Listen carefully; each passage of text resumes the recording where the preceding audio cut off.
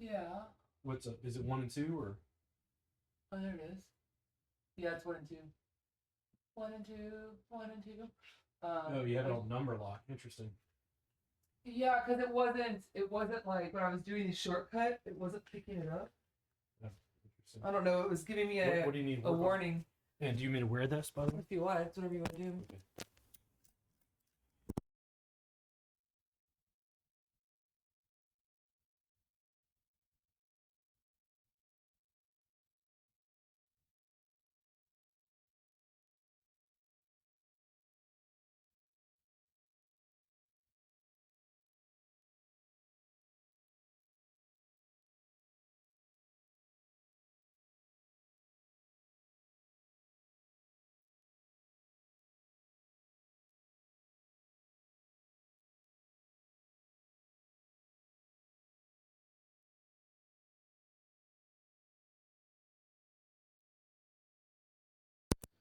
Like they even understood my jokes. So we're recording now? Yeah, we're recording. Okay. So what do you work on? Well, I've been having this issue with my left leg still, and I know it's like my psoas. Okay. But then I've also been having issues with like my neck. Okay. Like I thought, like earlier in the week, I was like, oh, I'm still feeling good, and I haven't received this body work in a minute, right? Yeah. And then all of a sudden it hit. I can feel it. I feel like I need to have my arms pulled down and knee put in my trap and an elbow put in my neck. Okay. But at the same time, my left psoas, I can feel that stuff tightening up again in both of my The left side? adductors. Yeah. Okay. Do you mean to go in through your abdomen to work on that? I Or? want you to do it the way you did it last time where you were like facing down body with rocking my leg and stuff. Oh, okay. I felt like that was super effective. I haven't had an issue with my psoas since then, pretty much. Yeah. That was like a month and some change ago. Yeah. And the real challenge is like sometimes it's like, where is it coming from? Like I don't know how to explain it. Like why did I not choose to do that before? Yeah, it's like so. But you kept you kept stuff. getting benefit from the other stuff we were doing. It just wasn't complete at that point, but we didn't know. Oh no.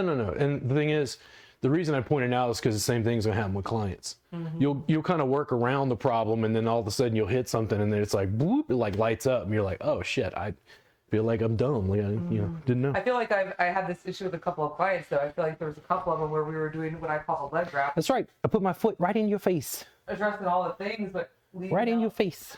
Leaving out the psoas, and I'm like, I know this is the most. I'm sorry, Lenny. I know this is the most comfortable work, but I'm like, I feel like it's the last piece holding on. So higher, or is it more like in here? I think higher. What do you think? There, kind of through there. Okay. And then my sweater is on, so if that causes a problem, let me know. I'm just gonna try to sink in around the ASIS right there. Is that too sharp? No. Okay. And then from there, do I go over towards the midline, or is it more like a little more out? I was doing it's right there. I was doing the counter trick thinking about you the other day.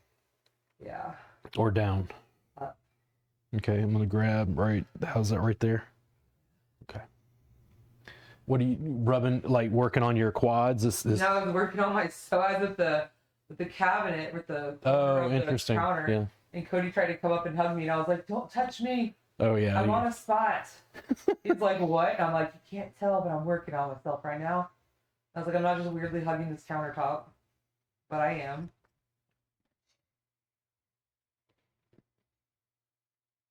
Right there? Mm-hmm. There we go.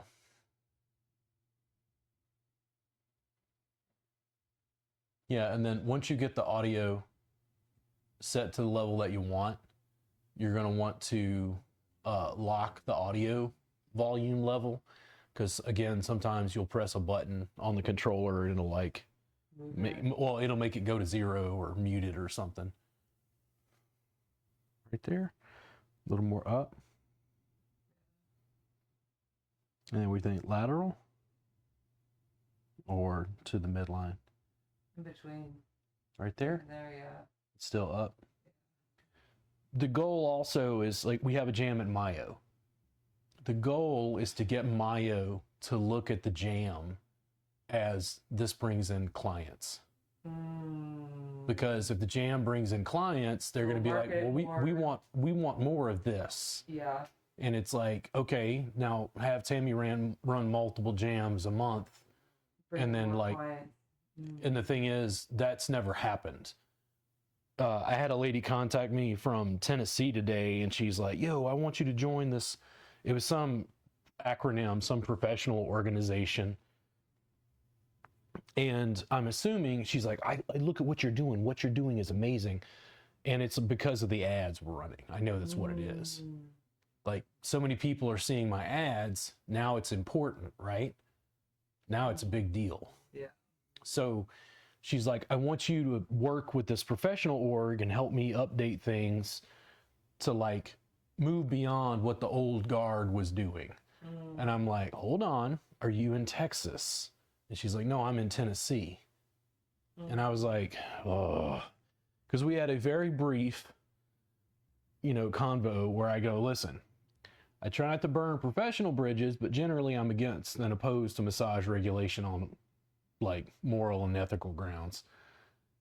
She didn't go into a great deal of conversation with me about that, but I was like trying to explain to her that Blockbuster is not celebrating Netflix coming in.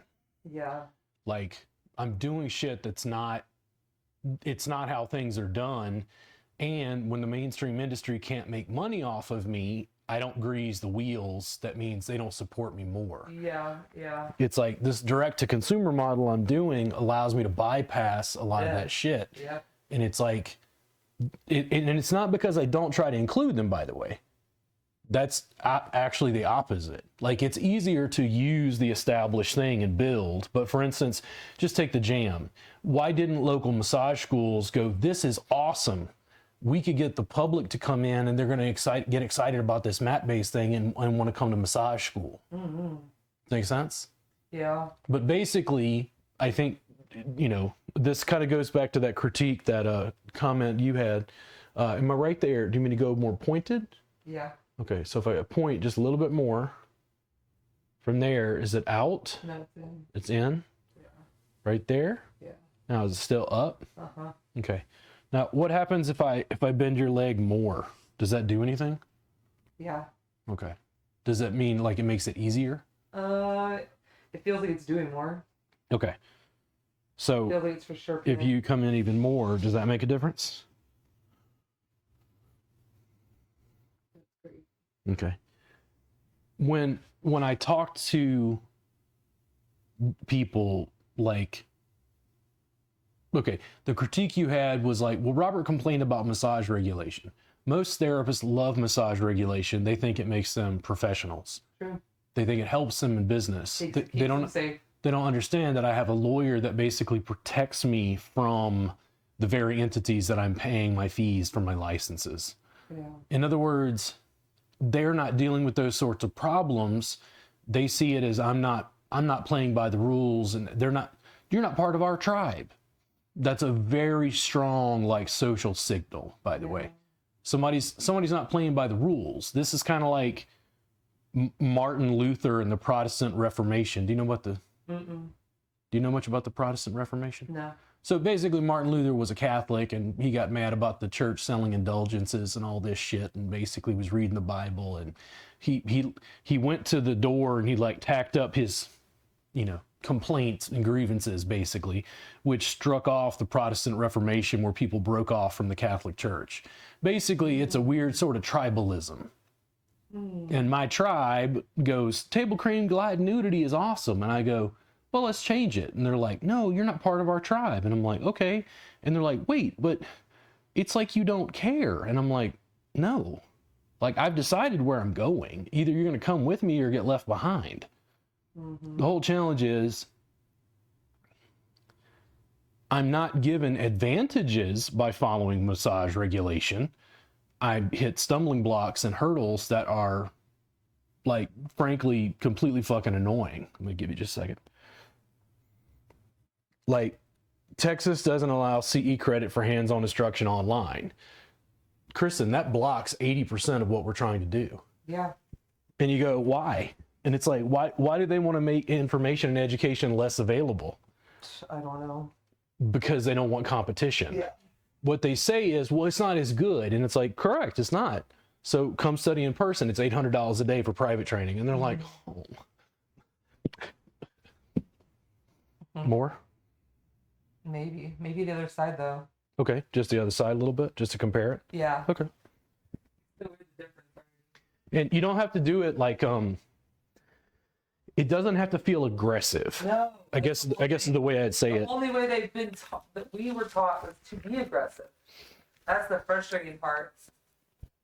Well, I mean, some of my stuff is aggressive. Like, I don't know if you saw that video where I was jumping on Joe, but I remember doing that. And I had a moment when they released the video, I'm like, man, I don't even know if this is good. This looks like it's too extreme. Like you're jumping on him. And the thing is, I was teaching and I know what it was. The student is afraid to use pressure. Yeah. And I'm 200 pounds. I've got my foot in his tuchus inside lying, and I'm basically jumping. Now he's at his edge. He's like he's tightening up, right? Yeah. But then when I calm down, it's like, it's fine. I'm 200 pounds through this. Yeah. That's a huge amount of pressure. Change the camera. Yeah, sorry. Okay. I mean, I'll look. And then same thing, right around the ASIS. Yeah.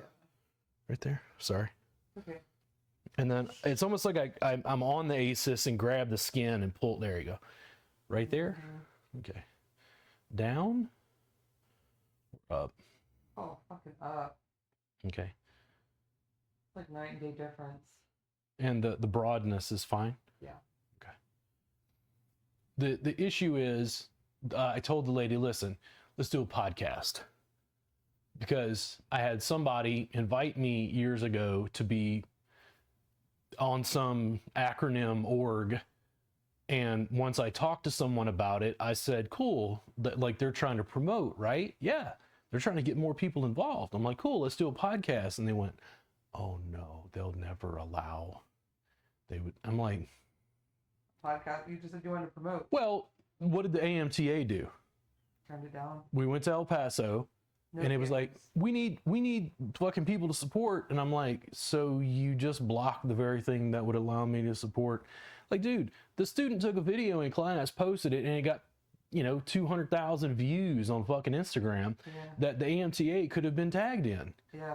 And this is what I'm saying. The old guard is like, well, no, this is how we do things. And I'm like, It ain't working. Kristen, you will figure out if everything I'm saying works and these cameras are mostly plug and play, you will figure out real quick while I went to the internet. Up. Yeah. Still? Yeah. Okay. A little more in? Or is it a little more hooking out towards the pelvis? Alt center in there. Maybe more in. And still up? Right there. Right there. The issue is, we have a class in person with 20 students. It's a nightmare. Yeah. We have a class online with 100. It's just as quiet as a private training. Does it make sense? Mm-hmm. There's a scale issue that the industry is not dealing with. What's it going to be like being the massage therapist on the other end of that class, the 100 other students, or 99 other students, whatever? They basically are just working alongside and then they ask questions afterwards? So what will happen is something like this. We know that we're working with them, right? Yeah. Like, we know that they're watching this. Yeah. We're like, hey guys, you're at home. We're there for 2 hours. It's a part of the group live stream. And what it is, let's say we had 100 students. They're all over. They're just watching the YouTube feed, following along. We do it for 2 hours. I give to you for an hour. You give to me for an hour. Choose your partner. We're going to work on it. Just follow along with what we're doing. If we get to a point where it grows enough, I can have someone in and figure out how to do a chat piece. Nice. Which means Michelle Ratz McGuire was asking about this. I can figure out a way to have her on camera sitting at a desk. She can pull up the questions and then funnel through the chat and then pull questions out and just read them to me live. And then I can answer the question instead of pulling that individual student up. Does it make sense? Because if you have 100, you're starting to deal with the scale thing, right? We can add that if we need to. I think most students will just follow this. They'll follow along. The key, though, is the private live stream. Because they'll go through some basics of this, maybe have some questions, What I haven't done is like for me to deal with chats, I have to go in and like pull that feed up and be able to come over to the screen and read it. Does it make sense? Unless I'm in the class as the receiver, whoever the receiver is, and I can, I have my phone open to it and I see it and I can answer it live. It's possible to do that. Yes. I just want to say I love that I made this fucking photo so low so that it can be seen in the video. Yeah. I just wanted someone on the mat to be able to have something to look at when shit gets real, And right there. That seems really easy to take. Okay. Yeah. Just a little more sharp right there. Yeah. There we go. The goal is this. It's not just group live stream and scale. It's group live stream, and then you're drawing students in for private training one-on-one. If you got to the point where if your apprentices were 2-hour time slots and you had 10 of them, that's 20 hours a week. That would mean 5 hours a week you're turning on cameras and teaching. You're going to be overwhelmed? No. You sure? I'm ready for it. When do you see clients? Around it. Right now, Simon, that's a problem. Well, clients are pretty regular. Okay. So you have, did I say 5? No. You said 5. 10 apprentices? Yeah, 10 apprentices, that's 20 hours. So what if you get 20 apprentices and now you're doing 40 hours a month, which is 10 hours a week? I've got 5 more.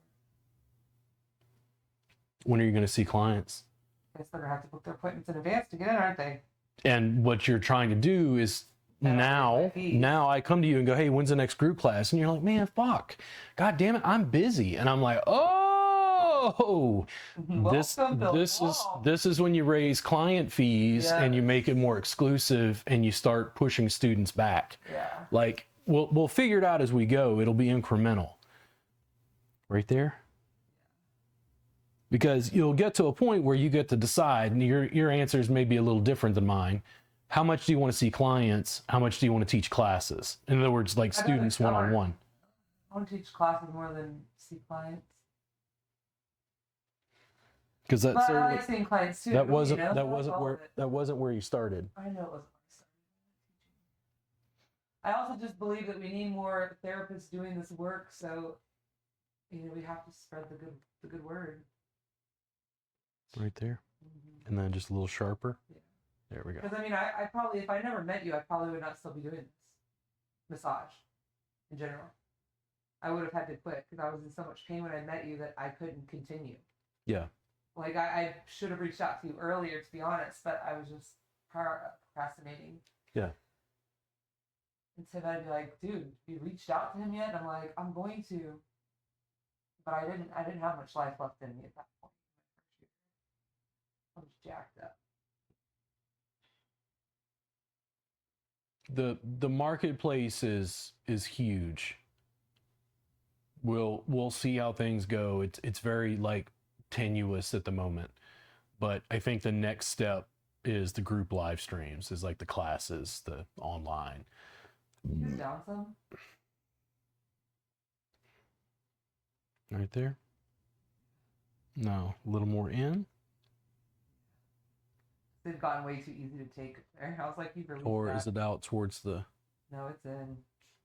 This is from, I started doing Ubering in my downtime. Yeah. And my body does not like sitting in a car. I did 3 days of it. My body's like, F you. And not even that many hours. Get back on the damn mat. All my tax clients are coming in.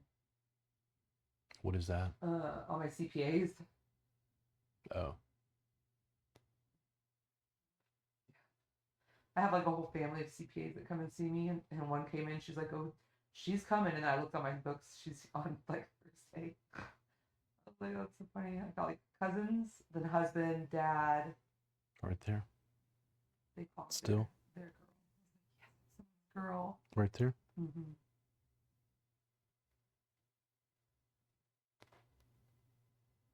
Yeah, I went to the internet marketing party, and so my dealings with stuff is different. Like when I go to this, they're talking about SaaS, software as a service. I had to ask, what the fuck is SaaS? Nah. Because they're using acronyms, which are common. They're like, Common. my business is B2B, which means business to business. My stuff is D2C, direct to consumer. Like, so I know some, but not all. Yeah. They had like a speaker that gave a talk about like email marketing shit, and like it's some of the stuff I deal with, but these people are in completely other industries. Oh yeah.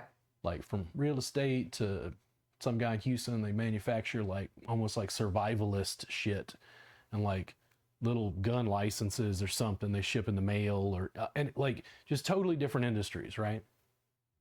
But it's all about internet-based marketing. And just like always, everybody fucking crowds around me and starts asking 9 million fucking questions. Because they're like, you doing what? And I'm like, I'm teaching massage online. And they're like, holy shit. Because it's like very in person, right? I'm like, yeah, no, I'm running 4 cameras through a switcher. I've got a subscription service and all this stuff. This lady, and this is where I'm at, right?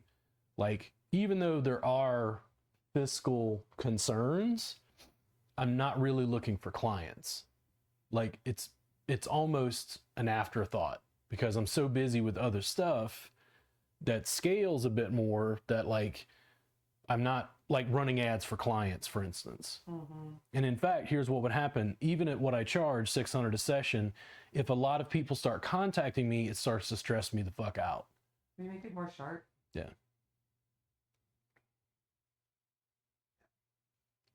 I've gotten to the point where if somebody wants to pay me $600 a session, it stresses me out. I was talking to a lady and she's like, oh, your massage education. Oh man, I got this massage therapist. He roughs me up. I got this thing on my fucking back and neck and fucking, I fell off a massage table and it did. And I was like, whoa, hold on, what? You fell off a massage table? I was like, if there was ever an advert for what I'm trying to teach on a mat, somebody injuring themselves, falling off a fucking massage table might do it. And I was like, what? And she's like, I got this thing in my shoulder, and she's talking to me. And she wasn't like, I don't know how to explain it. She wasn't asking me to work on her. She just started rubbing her shoulder right here. And I noticed this because this is my business. And I go, where do you feel pain? And she's like, oh, it's like in here, runs down my arm. And I'm like, hey, can I press in your neck real quick? And I go, boop. And she's like, oh my God, that's it. And she's like, I did this thing to my rotator cuff. And I go to her infraspinatus and go right here. And she's like, oh my God, do you still see clients? Because I'm talking to her about and I'm like, oh yeah, I still see clients, but it's, like. Is this someone at the event still? Yeah. Wow. And they were a client and fell off a massage table? Yeah. Fuck. But now the thing is, here's the deal. This is how different it is. You even imagine. So a little sharper right there. Yeah. Okay, a little down. Okay, some rock. Okay, she does not know because all she hears is massage. Yeah, she doesn't know that you work on a mat. Yeah, like there's a lot of I'm A lot of nuance. like I don't go out in public and go, I'm going to talk to some woman and get her to come to my studio and get a session. Like I've never interacted with people that way. It just doesn't particularly work for me in the way that I market.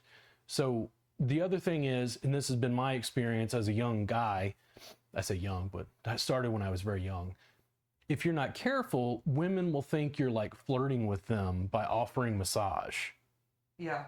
It's like a weird thing. Like for you as a female, the gender rules are kind of different. Yeah, for sure. And I was like, listen, chronic pain is my bread and butter. I did not go into session fees. I did not go into session length. I didn't, because if I tell her, oh yeah, I can give you a session at $600, she's probably gonna be like, oh my God, right? Like she's probably gonna have sticker shock is my guess. On the one hand, I want a client, and then I was like, this is me. Immediately, I go, hey, listen, let me contact you. I just want to give you a free session. I'll give you a 3-hour session, absolutely free. Wow. I want you to come in. I'm going to film it. And I want you to I want to talk about your experience of massage. And I want you to receive a session from me. And then I want to get a review from you at the end and tell me what you think about what I'm doing. And my hope is she looks at my goddamn camera and goes, what the fuck are you massage therapists doing? This is what I fucking wanted. Like, dude, this shit is way better If I get that review and go, yeah, this is a new client. Now what a massage therapist think? Like, oh shit. Because it's like the footage for me is more valuable than the $600. Yeah. And that's very hard to explain to students. Stephanie wrote me, and I think you saw, it was Stephanie that wrote the post that I posted in the group. Did you read that little bit I wrote? I'm going to give you a break here for a second. Which post? In the group? So there was an email that Stephanie wrote me. I didn't I saw where I didn't you didn't name blast, where you just put No. questions and then you put your answers. Yeah, Which I thought was great. It was like, yeah, it's like, because she wrote me a very distinct email with some very distinct questions about like, hey, they've got cervical issues. What do I do? And I gave her some information.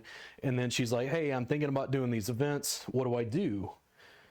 Most students will be like, no, I'm not giving my work away for free. Yeah. The difference is, if you're doing massage and giving it away for free, real challenging. Yeah. If you're doing mat work and next level pain relief sessions, the hour is a sampler session. Yeah. Yeah. That's what people don't quite understand. Once you build, it's not about every client. It's like if you go out into the community once a week and you literally just start giving away 30-minute spot sessions for 4 hours a week. What does your practice look like in a year? I think it should build. Dude, massively. Even if you get one person, you did 4 hours. If you get one person to sign up for a full session, what do you charge for 3 hours right now? $300. So you get $300 from every new client you pick up. Now, how many of those people become regular clients? A good handful. Well, that's 52 new clients a year at $300. Yeah. That's the kind of thing, because the work is different. You have to get new clients. People don't know what the hell we're doing. You have to go show it to them again and again, and it normalizes it. The consumer, in my experience, especially when it comes to pain, they will choose this hands down. They never tell me, I wish I was naked, use more oil. I never hear that, ever. What do you need now? You do like adductors on my left. Okay. Do you want to turn on your side, or you want out to the side? Okay. And then from this angle, or you mean to come in from the other side? Let's see. Okay. Because it really does feel like it's the line. It's like the line from the knee that goes up. Okay. You know what I mean? If I'm right there, Ooh, almost. Intense as fuck. Okay. If I'm more towards your groin, if I'm on the edge. The other direction. Okay. So on, you want the. Yeah. Just because I think it'll pull off the bone. But... And if I come in right here, okay. Do I need to go? Then that's fine. Right there. How's that? Okay. Do I need to go up or down? He's thick. Right there? Okay. If I straighten out a little bit, is that too much heel? Okay. The difference is, I don't think most of the students, like in our subscribers group, I don't think they go, the answer is to go out and give away free work. No, they think you should never give away anything Why? for free. I don't know. It makes me feel dumb. I think because they're trying, it's like the whole, like, keeping all their things precious.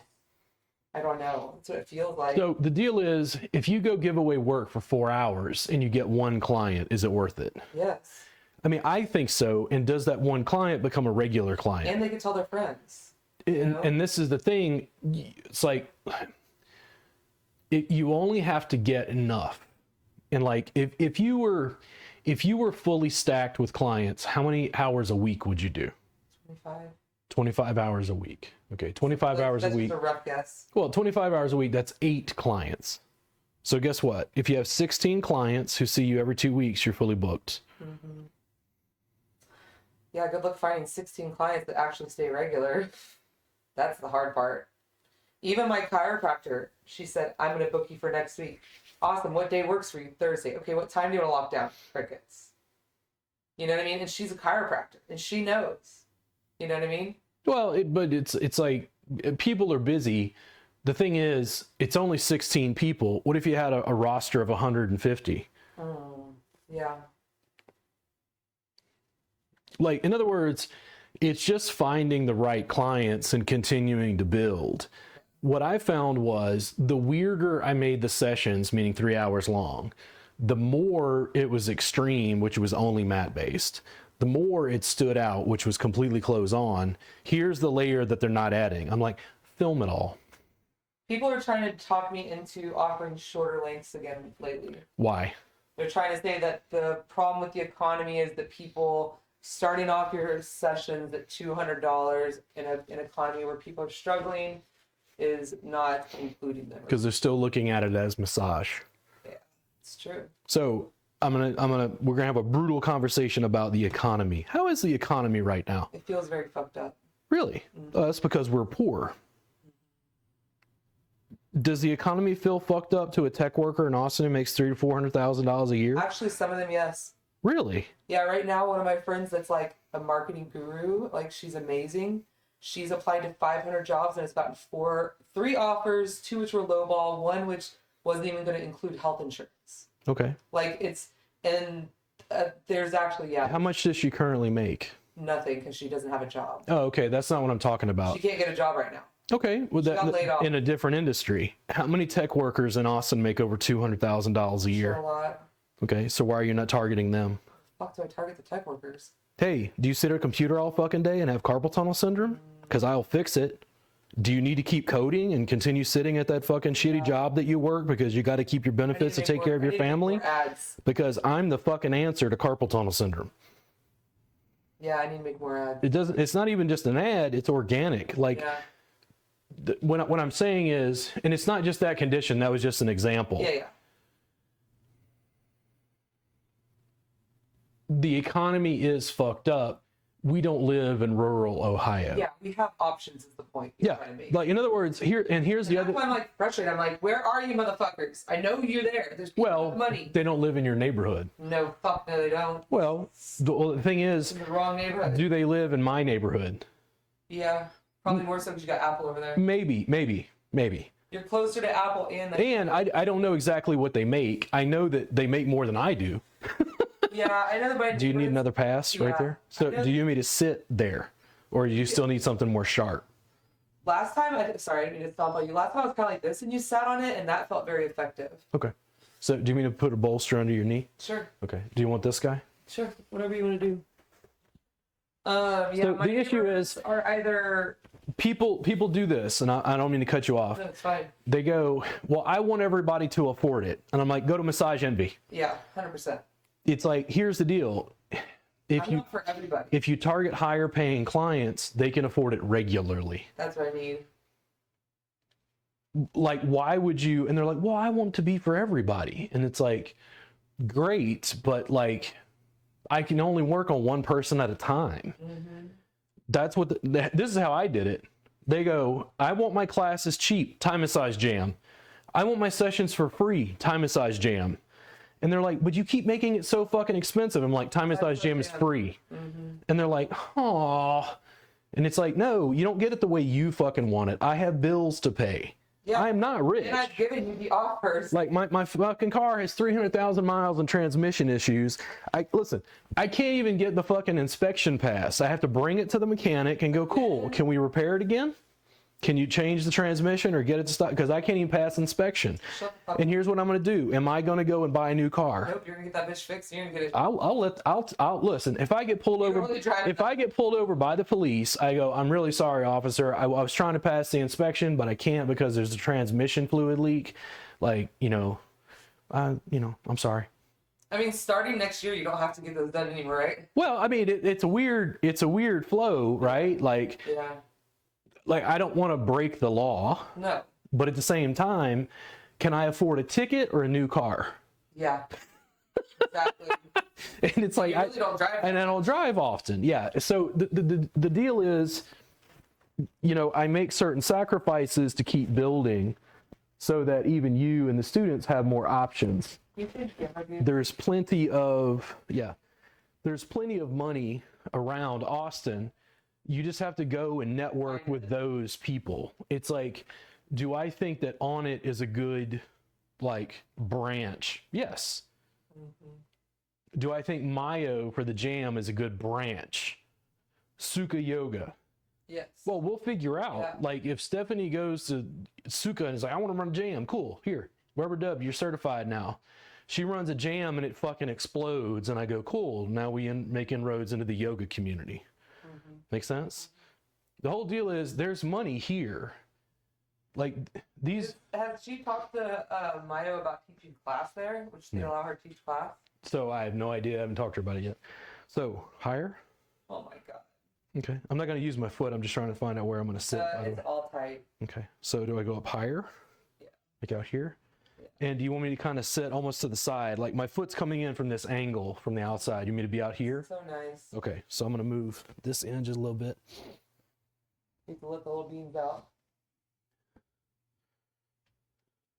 And then I started using my yoga block to prop legs. like this? Is that too much? Okay. If I come in like this, is that too sharp? Or do you want me to sit I can handle it. more in or more out? Oh god. It's like right here. Okay. Is that too much pressure? No. Okay. We don't exactly know where the market is, and for better or worse, I never ran ads for clients. Once I had enough clients, I kept building the business and kept reinvesting in education and kept reinvesting into classes and kept reinvesting into retail and kind of coasted on clients, which I still do. Mm-hmm. The challenge is for the student who just wants to be fully booked, you will get to the point where you're doing 20, 25 hours a week in sessions for clients. Mm-hmm. And guess what happens? Now you're going to do another 20 hours of teaching? Mm-hmm. That's 40 hours. That's 45 hours a week. A lot. There's no fucking way. And here's what you'll do. You'll choose what's less labor. And my suspicion is your fees will slightly go up, and then you'll probably do like 3/4 teaching and 1/4 clients with like much higher client fees. Yeah. Like, Sorry, I know I'm shifting. It was just right that's there. fine. No, it just got too easy. It was too easy to take, so I knew I was like, Medial or lateral? it's like right in there. I feel that. You just have to be happy with what you're doing, and then we continue to build. There's no reason that what we're doing right here, that I can't set up more teachers, more students with this, and we just lather, rinse, repeat, keep building the brand online. The shit will continue to scale out, and the thing about teaching through the cameras is you have no geographic boundaries. That's what's up. 10 students who don't even live in Texas is a huge amount of income, like as an additional income stream.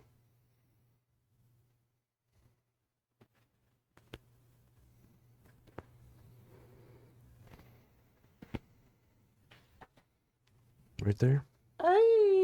Too sharp? We got too sharp briefly. More lateral?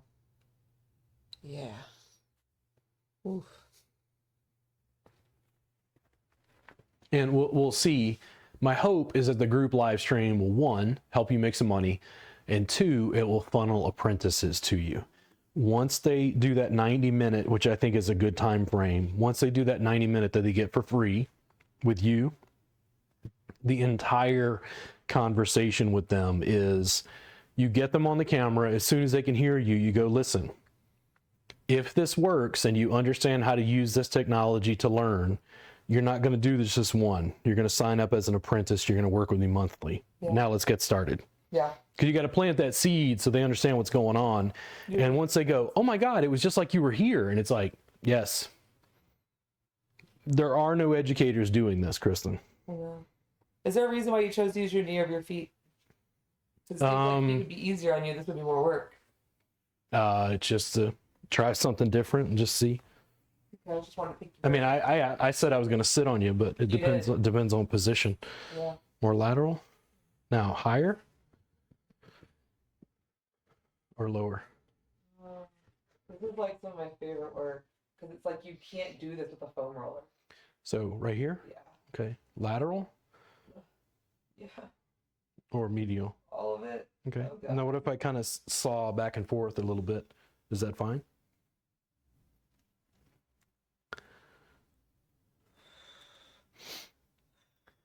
The marketplace is vast. And when you say that the economy is bad, it's like, why don't we target essentially in our behavior, why don't we target the upper 10% of Austin? We need to. That's what I want to. It's like, we always use Joe Rogan as an example because everybody knows that Joe Rogan's got fuck you money. Like, Yeah. Joe Rogan, it can, like, if you charge Joe Rogan $10,000 a session, does it hurt him fiscally? No. And here's the thing, not everybody's like that, but even somebody who makes $200,000 a year in Austin, like the average tech worker who owns a home in Austin, how much is that home worth? I would say average home is probably 600,000. So are they worried about $80 for a massage? No. It's like, that's the thing that just completely, like, doesn't completely make sense to me. And I have clients who've come and gone and will continue probably over time. Right there. Oh. Now, more sharp, more broad. If I'm more broad and I come in right there. Ooh. There we go. There are clients, they are out there, and I don't think that they're even that hard to access. You ran a boosted post for $75, said you made 1,000 in clients. Why didn't you just do the same thing again? I did. It didn't. Didn't do anything this time. So you did 75 again, and nothing happened? Nothing happened. Okay. And then why? So I'm gonna I don't know. So I'm gonna change up I'm gonna change it up. So in my opinion, it makes much more sense, instead of saying, hey, I'm Kristen, I do mat-based massage, massagebykristen.com. Clients don't know what that is. No. If I come in and go, hey, I'm Robert Gardner, and I want you to know if you have carpal tunnel syndrome because you sit at a desk coding all day, working at a computer, I am here to help you keep working and keep working with absolutely no pain.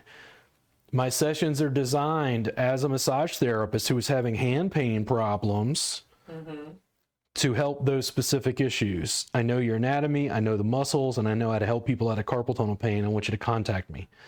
How like, do they want to have anxiety about working? No. Because they don't want their body to fall apart because they can't. And the thing is, how often, in your experience, you work with people, how often do they have arm and hand problems that are not actual carpal tunnel syndrome? 90% of the time. It's rampant. And the deal is, for a massage therapist to run an ad focusing on a specific condition, I can guarantee you, if you put the entire massage community in this room right now and I said, can a massage therapist run an ad for a specific condition? They're like, no, you can't do that. Yeah, Why? Because they haven't done it. It sounds like you're diagnosing and treating conditions, and I'm like, yeah. no, I'm just assessing soft tissue dysfunction. What? Re-messaged on it. Right I sent there. them an email 5 days ago they hadn't responded to. And people are busy. Oh, I know. Right there. Yeah. I have fortunately not had to drive for Uber yet. We will see what happens over time.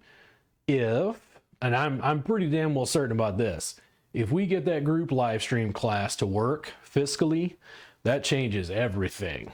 You give me that, and I feel like I'm Mike Tyson at 21 years old in his prime going, come on, get in the ring with me. It's like, that shit will fuck, dude. I don't think you understand how big that would be. Get down towards my foot slightly. Yep. Right there. That is a massive, massive amount of growth.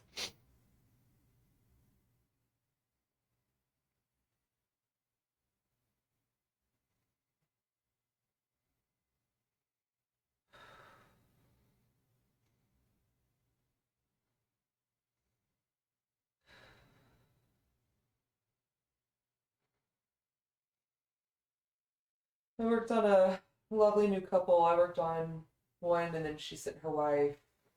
and they had both been seeing a gal that left town. It was so fun. They like were showing the photo of you and I from when that photo shoot we did ages ago. Yeah. And she was like bragging about, I'm getting this today. Hmm. I was like, awesome. Oh.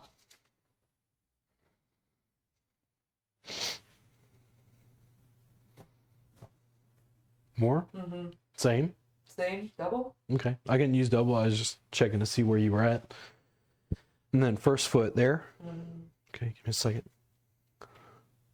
And second foot. Okay. Down. Okay. Now, lateral. More to the inside. Right there. Okay. Now, is it more upper foot or lower? Oh, both of them. Okay. Do you like when I go back and forth? Yeah. Okay. One of the things that's going to happen through the cameras, if we get this mostly where it's plug and play, these cameras have worked. How much have we done? Nothing. Very little. And that's the thing. That was why I very quickly went from what we were trying to do with those phones. And I'm like, no. She needs something that's more stable than this. We can't be juggling 3 sets of software. It's too much. That's too much. The deal is you have no geographic borders. Yeah. Very, very, very quickly, this shit's going to scale up to like a new level. And then we've got to figure out how to make income and keep, lather, rinse, repeat. Mm-hmm. When I talked to Tammy, and it was like, Tammy, you don't have to be involved in the rest of the business, but do you want to teach? And she's like, well, sure. Like, what kind of agreement do you work out? And I'm like, how do you feel about 100%? What? How the fuck? And I'm like, well, you got to record the class, but if you give me the footage, I don't need to be in every class. Yeah. Like, in the beginning, I'd probably have you work with Kristen because she'd be able to assist the process, and she's got cameras, so we'd have to figure that out. But it was a tester for me previously with you and Danielle, and mostly it worked. It hurt in the short term because there wasn't as much revenue coming in. But the other stuff that I'm doing, like for instance, if the group live streams work, there is no reason for me to go backwards to teaching an in-person class. Yeah. If you still want to have an in-person class 2-3 times a year with whatever particular curriculum, that's workable. And it means that with me getting out of the way, you're not like paying me a percentage to where it's like, fuck, now I got to pay rent. I got to pay you, Mm-hmm. It allows me a certain flexibility as I onboard new potential teachers where they're getting such a good deal working with me. Why would they want to go do it themselves? Yeah. Right there. So achy, it's good.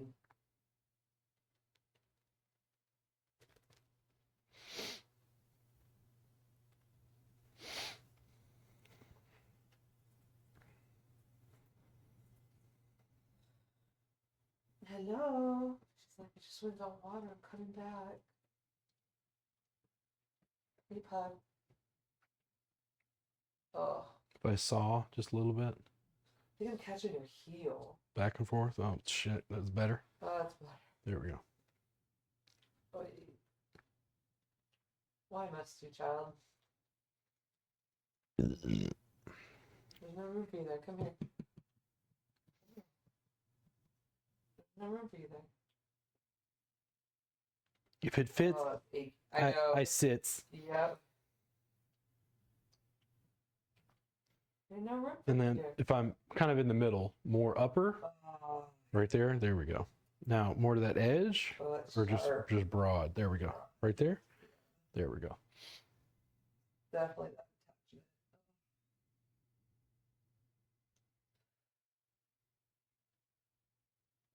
Now you just made room for yourself.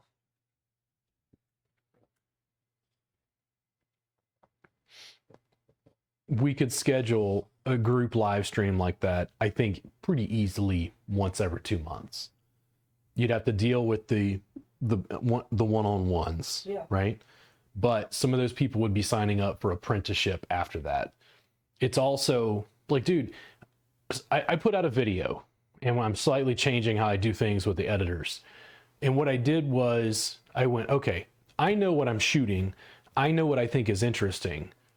Cut some clips and then give them the clips to edit instead of making them search through an 8-hour video. Yeah. And I've done that, and the videos that are coming out, I think, are way more entertaining and way more interesting.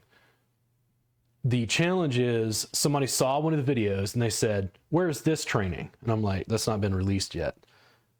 Yeah. Now, has that person watched all the rest? No, for sure not. And that's what the problem is. Like, I can keep releasing footage. Like, I was supposed to release some stuff yesterday. Do students care if I release more footage? No. If I literally stopped and didn't release any new footage for 6 months, would anybody notice? Some would.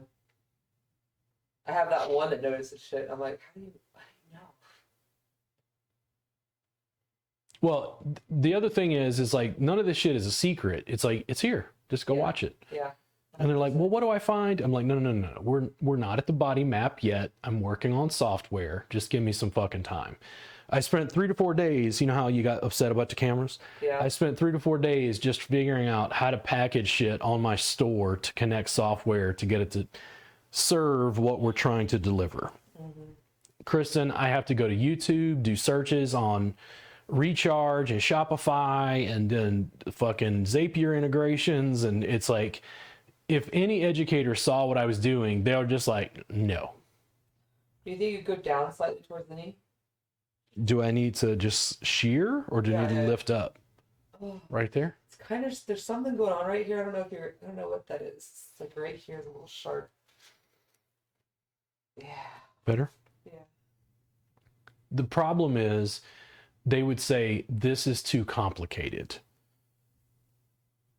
Yeah. In other words, piecing together all the software, this is hard to do. And the fact that it is hard to do is why we have a leg up, because I'm willing to do the work to figure the shit out before anybody else does.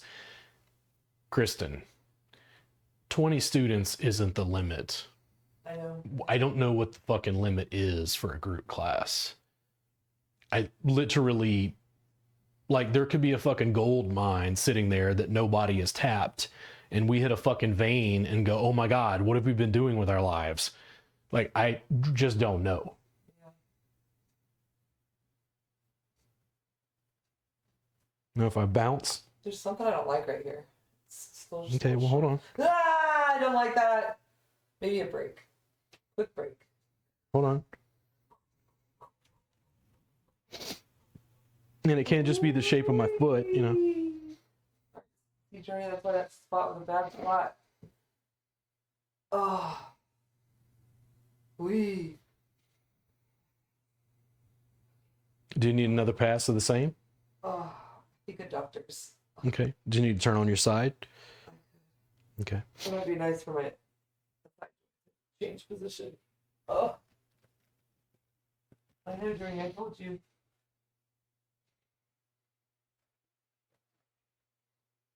I had to like rearrange my dogs.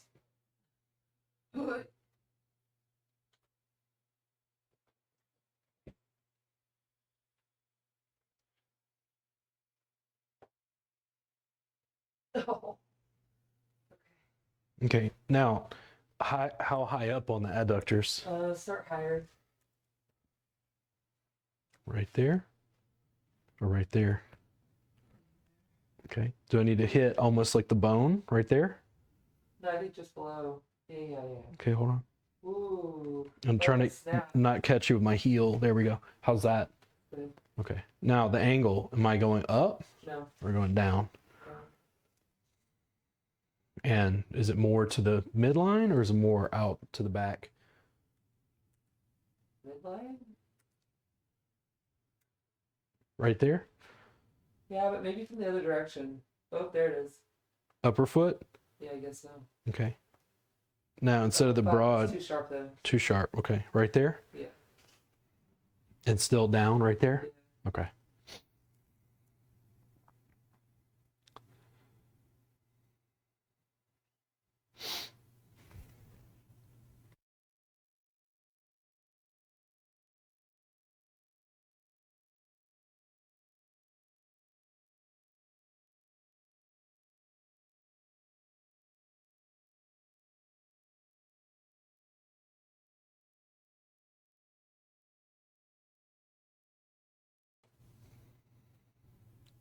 We just don't know yet what will happen.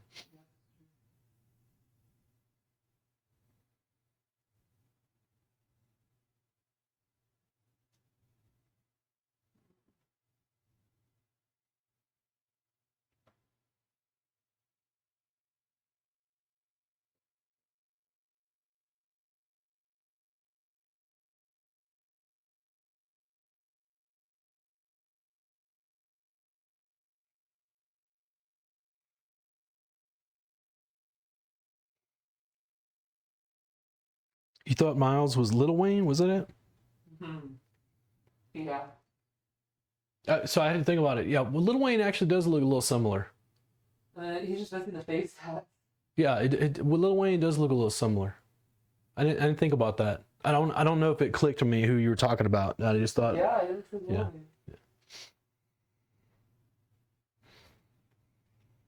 Right there. Not too much on this upper foot. No.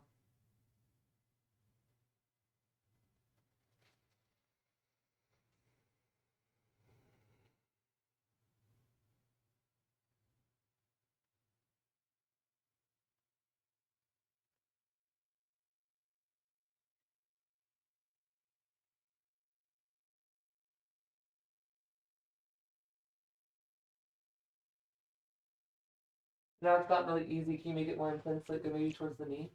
There you go. Too much? No. There. Oh, fuck yeah.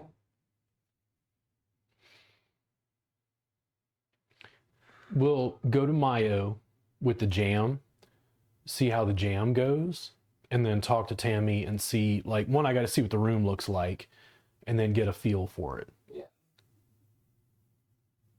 I don't mind greasing the wheels to get, like, studio space we can use consistently. But, for instance, the yoga therapy classes I want to teach, I will not allow a yoga studio to tell me what I can and cannot teach. If any studio in Austin remotely says, wait, this isn't yoga. Like, I'm basically going to be like, and I don't rent from you. Like, I'm not going to water down what I'm trying to teach because it doesn't fit your confines. No. Like, this is really good information to help people out of pain.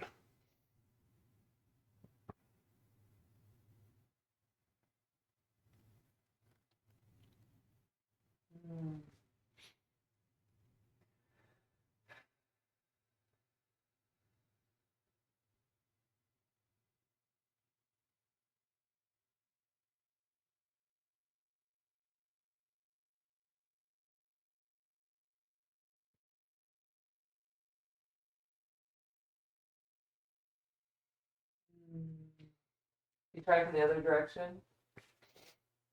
What's the angle difference? Is it more hamstring? No, I figured it became. Am I tripping? No, I am tripping. You're right. You're right. You're in the right direction. Oh, no. I mean, I just didn't know if you were trying to No, get him because more. if I did get you to come on that side, it would be more hamstring. I do need you where you were. Okay. Do you need more of the same? Yeah, maybe closer to the knee this time. Okay.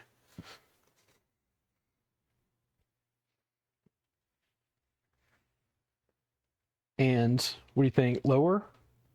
Like here? Yeah. Oh, Is it too sharp? no. Okay. To the back Oh. or to the front? Oh. Okay. If I'm right there, is it more down? I'm just surprised that it's still doing something. Typically, after people have stepped, the seated compression isn't sufficient. I guess it's such a. So let me get into it. Is it right there? Okay. Here's the difference. When I first teach it to them, it's kind of like they're sitting across the sacrum between the ischial tuberosities. I have enough skill where I go, okay, no. Let's go to the left ischial tuberosity, turn my hip a little bit so that the right tuberosity is not hitting at all. Because I'm on one cheek right there. Oh my God. Now, do you need a little less? That's fine. Because the thing is, how do you explain this to a Western massage client? So the clients love this shit. They're like, dude, what? Oh my God, this is fucking amazing. Massage therapists lose their fucking mind if I put this online. True. And I don't know what to do to prevent that, because over time with suspension, I started using it more, not less. Yeah. No, a little more down. Not too sharp. That feels good.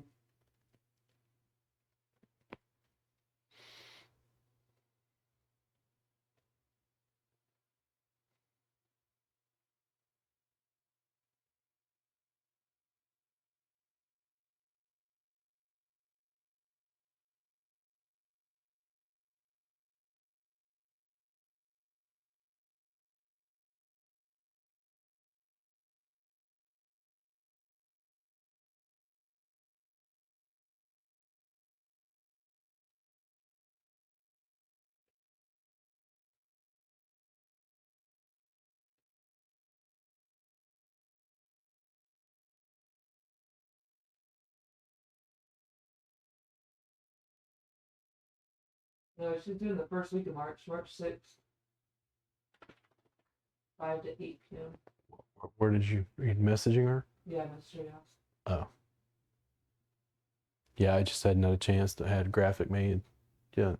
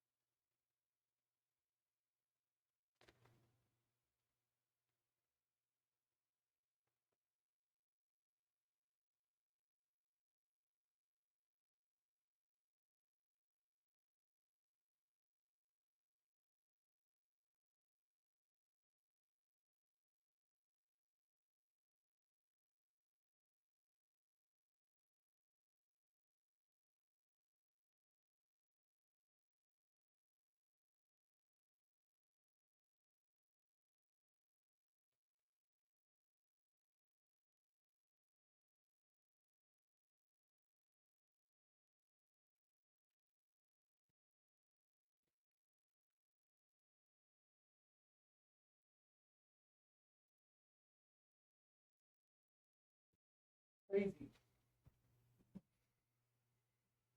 And another one? Same, opposite leg? Yeah. Okay. A little higher or middle, you think? You could see where. I'm not really sure.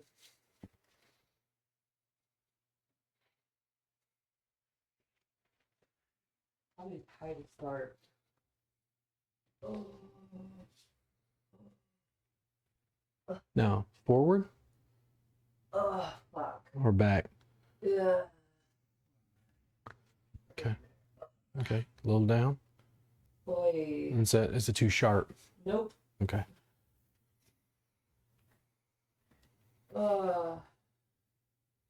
Even the thing with One World Karate, don't even count One World gone. Come back. Well, I suspect he will. It's like he's got options. And this is the option. He either retires or he opens up another physical space somewhere. Yeah. And that's the kind of sense I get. And I told him even after he like, hey man, I'm sorry to tell you this, but I'm like, oh God. I came back 3 or 4 days later and I said, listen, I know you're in the middle of like this transition. I just want you to understand there's no hard feelings. If you open up in another facility, I still want to rent space. What did he say? He was like, I'll be sure to let you know if we find something. Oh, it's so rough, dude. It's so rough out here. Well, commercial real estate. You know how the economy's bad? Somebody owns those properties. Yeah. How much money do they make? Well, they make zero when they price it out. They don't have anyone in there. Well, how easy is it to get commercial rental inside of a fucking event space? Commercial real estate still functions and people are still making money, and they're making billions. I'm not saying it's easy, but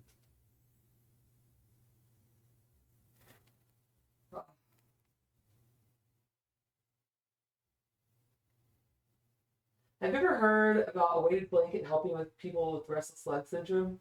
not specifically, but a weighted blanket was one of those things. Cece brought one over, and I'm like this about a lot of stuff. What is this mess? weighted blanket. I heard, Yeah, just stuff I away. heard people talk about that. Dude, I use that weighted blanket. I was like, God damn. I feel like I'm being hugged to the bed. Yeah, like, and like claustrophobic. and I sleep well to begin with. But I immediately went to Amazon and bought the largest queen size, heaviest weight blanket I could. And I sleep like a fucking rock on most nights. Like, I already sleep well, but that weighted blanket, that was a great investment. If it costs $100, $120 or something, that shit is like amazing to me.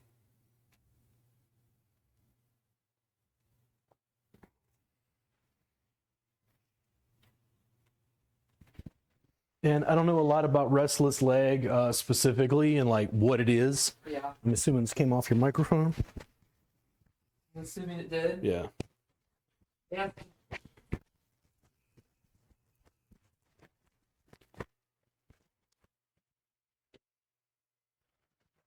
There we go. What do you need after that? Maybe another one there. Same, just a little lower. Yeah.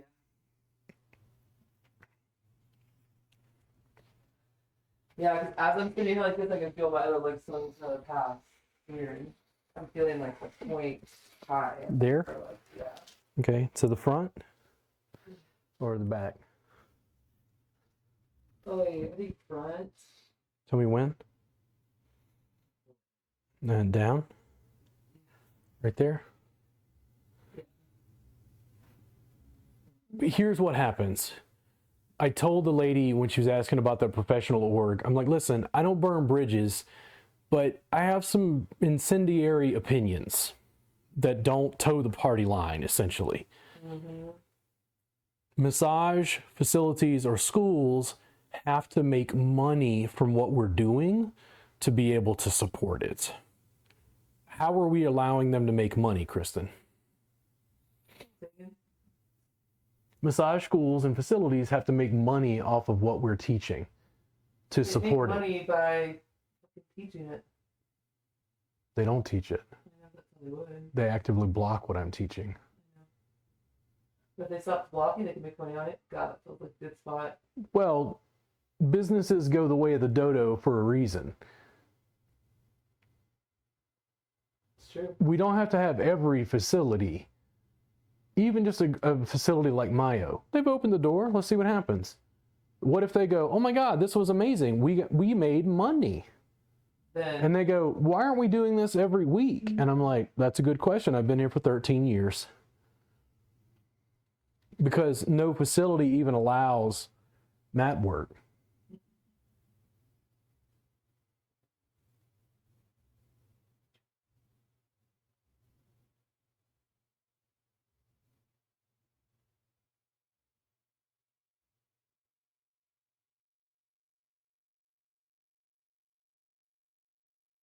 isn't it crazy? This is sore from flipping driving, dude. Well, you're using your adductors to control the angle of your leg when you're pressing on the gas or the brake.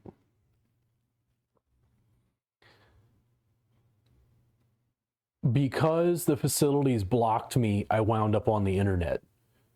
These schools and facilities basically created my business because they wouldn't play ball.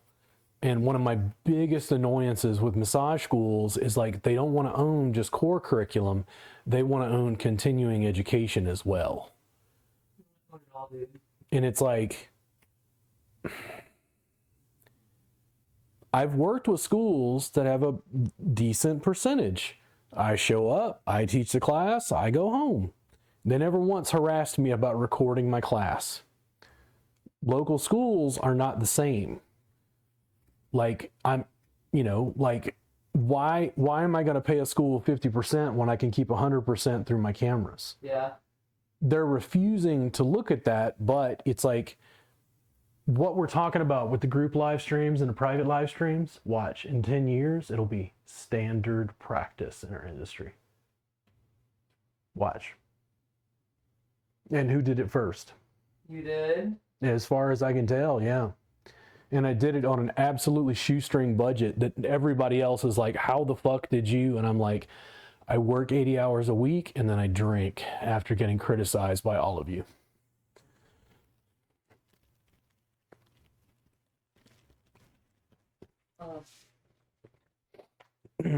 You come in standing now? Yeah.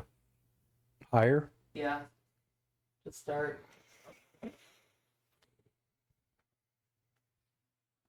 It's like I have literally gone to a school right here. No, God. Hold on. So right there. Yes. Give me a second. That's a direct hit, bro. Now, when it's a direct hit, is it too much heel? Ah, yes. Hold on. Oh my God. That's not heel, but better. It's just. I've gone to a local school and said, hey, I've got a workbook and DVD set. These are physical materials. You can sell these through your email list. I'll just drop them off at the school. I'll give you 40%. The school can literally make money selling my stuff. And you know what they told me?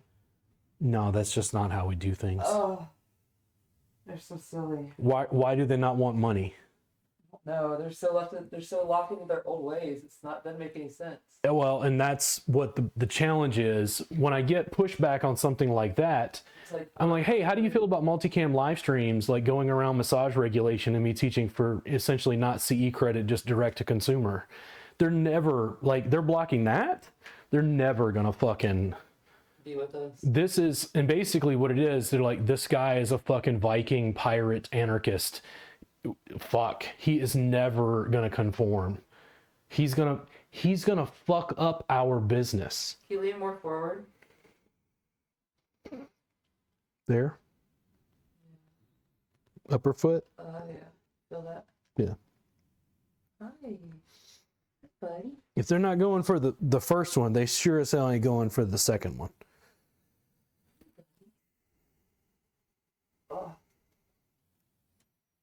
I mean, even during COVID, that was the fucked up thing. My business technically grew during COVID. Really glad you.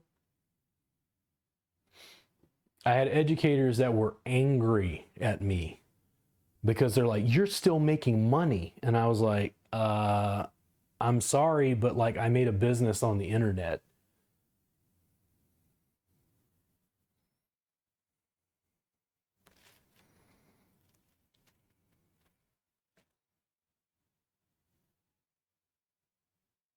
Mm.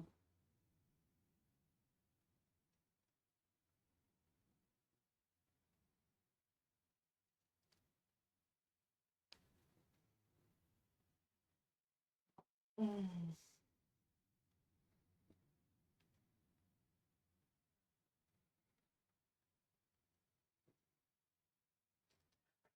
More on the upper foot.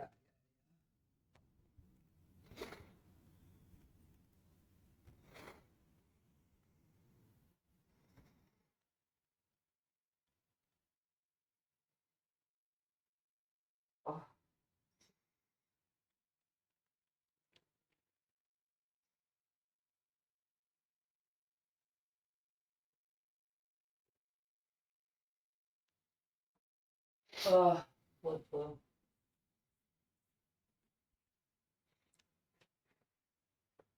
People will want to emulate what we're doing when it works. Yeah, but they're scared to take the chance. When they can't deny that there's money being made, they'll be like, well, I want to do that. Mm-hmm. And I go, cool. Who supported me during the process of building this shit? Mm-hmm. Nobody. They're like, no, you can't. And I'm like, can't what? Mm-hmm. It's like, if some kid can stream his fucking video game from Ohio, I can figure it the fuck out. Yeah. Neck? Yeah. Where? Maybe like knee and trap. Is it just left side? No, it's both sides. I was doing like planks and stuff the other day, and I could just feel everything just like tightened, and then I started having like scaling stuff again. Okay. Let me take this off and put it aside real quick.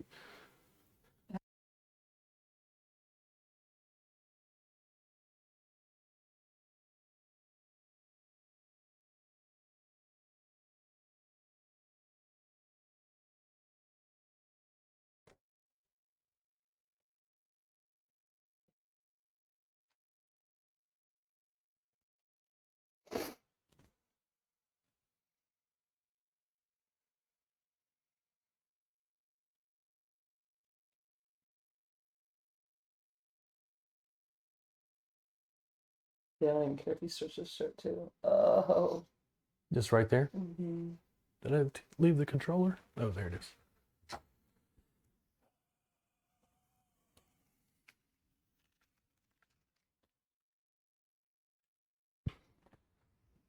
Yeah, I don't think it's going to catch that at all. Gotta use the other angle. Mm-hmm. Right there. Yeah, I need to put that in a different place, I believe. It Straight depends. down the middle. Depends on what you're doing. Yeah. Right there. Yeah, but it would be nice if it caught it. It's just too high. It also gets in the way, so I need to lower it down. Right there. Oh.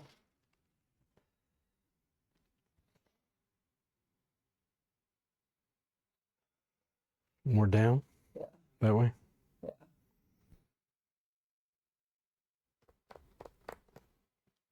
If we pull it off, if the group live stream works, the business is going to explode. Yeah. Kristen, there's 80% of my revenue will be online. It will fucking massively expand. It'll be me talking to you, figuring out, okay, how do we juggle this shit and keep it going? Because it'll run over the fucking industry like a steamroller. Okay.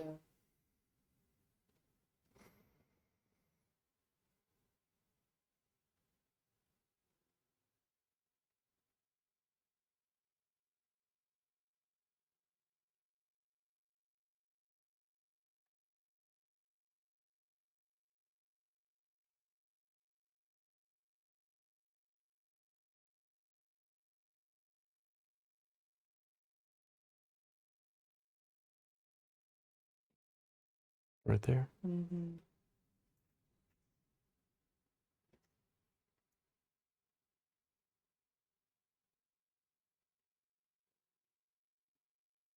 Excuse me.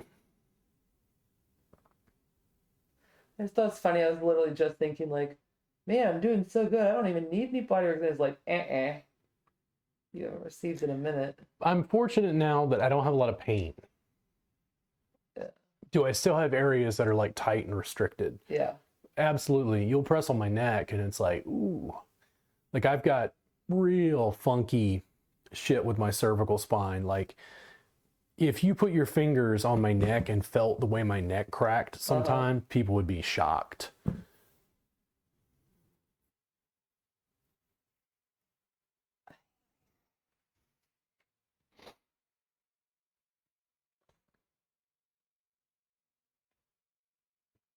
Same? Yeah. Maybe a little bit more posterior. Feel it right here.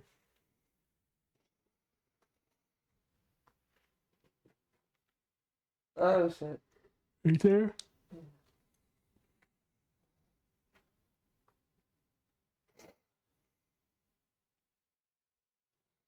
Is that too much? No.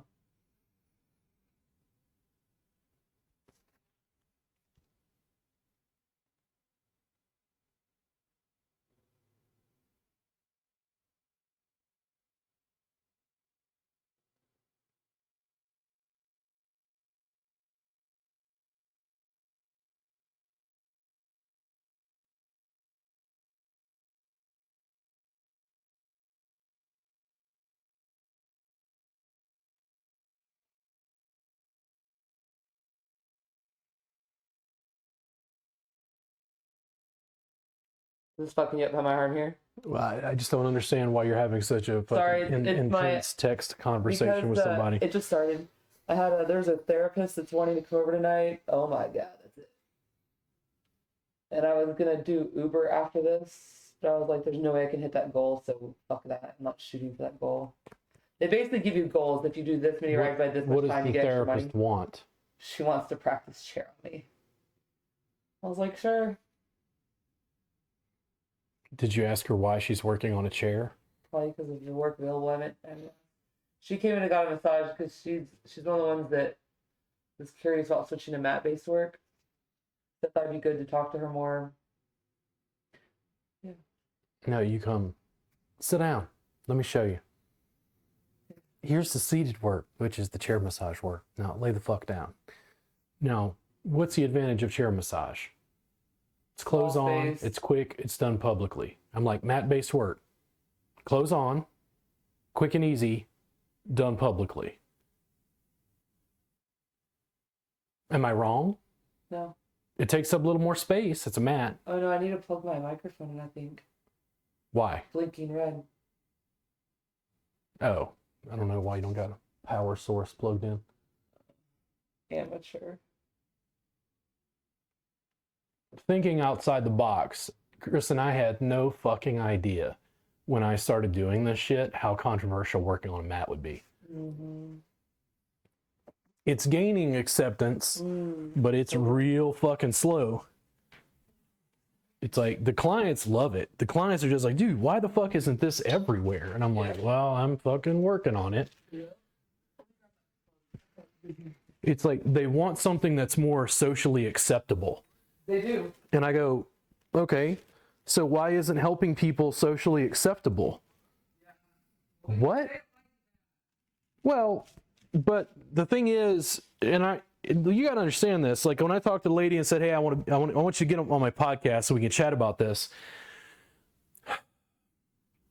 The shit they see in video is when I tone it down. Oh yeah. Like, dude, I fucking lose my mind privately. Dude, I have fucking gone into cursing fits about bullshit, basically. That's like slowing the entire industry down from developing.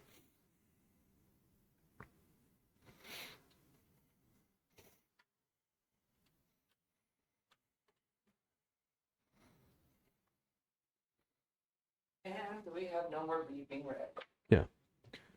So the issue is... Can I go to the bathroom real quick? Fast.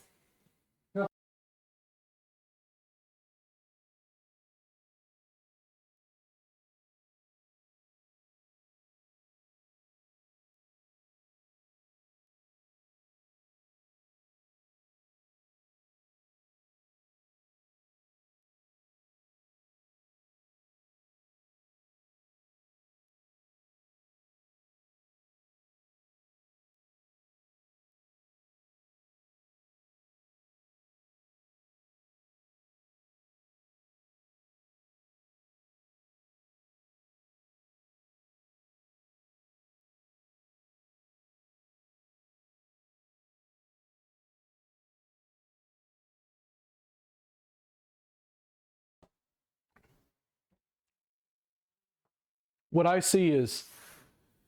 I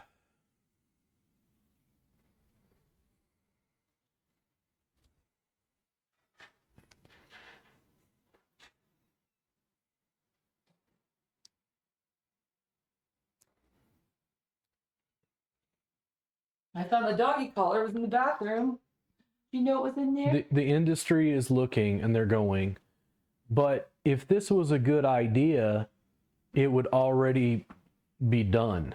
That's not always true. Come here. Well, where did Netflix come from in position to Blockbuster? It was the first and only.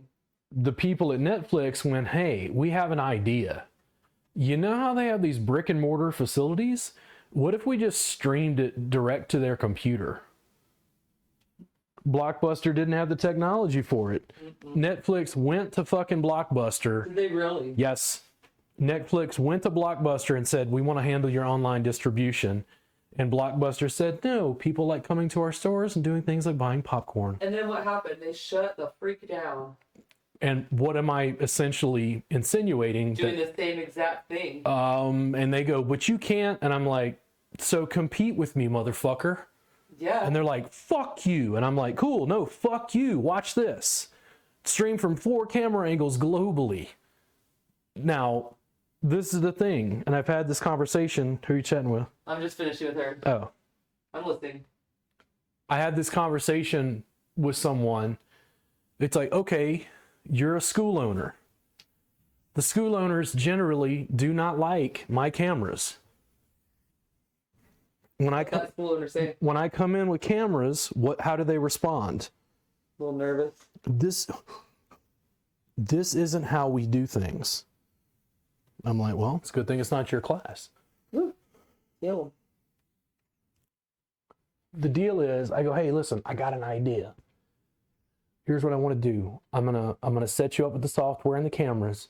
You're gonna wire up your studio in the classroom. You're gonna record everything. You're gonna record the teachers teaching. You're going to give the students access to your subscription service. And in addition, you're going to start to onboard people who are interested in going into massage school in your subscription service online that has no geographic borders. You're going to use a subscription from the stuff you're already doing and put that inside the subscription so people can access it and you can make additional income.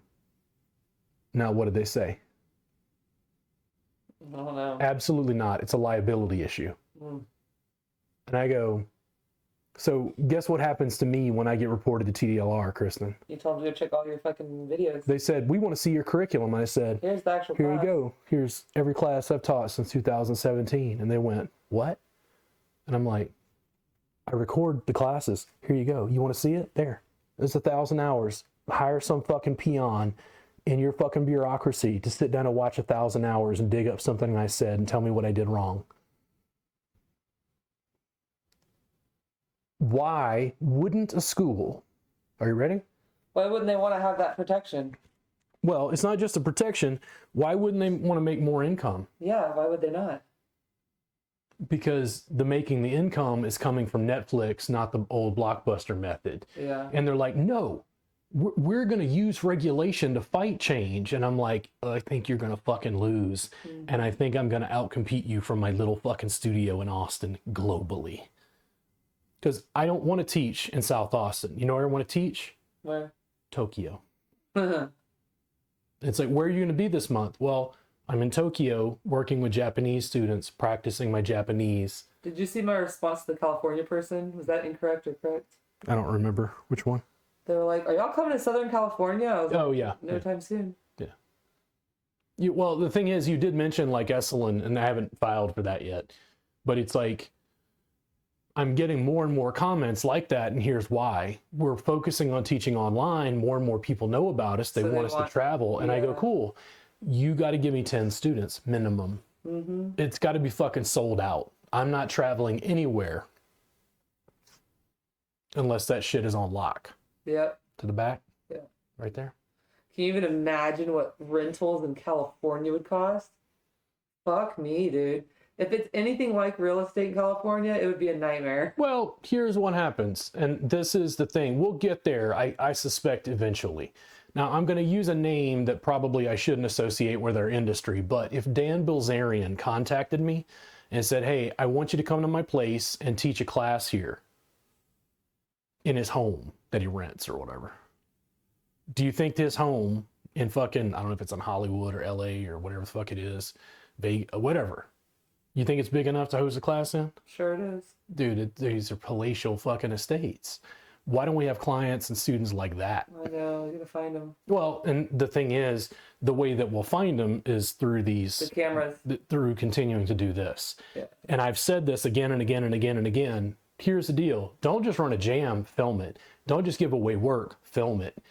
When I tell the students to film it, they're like, this makes me really uncomfortable. And I'm like, okay, do you want to be uncomfortable with being broke?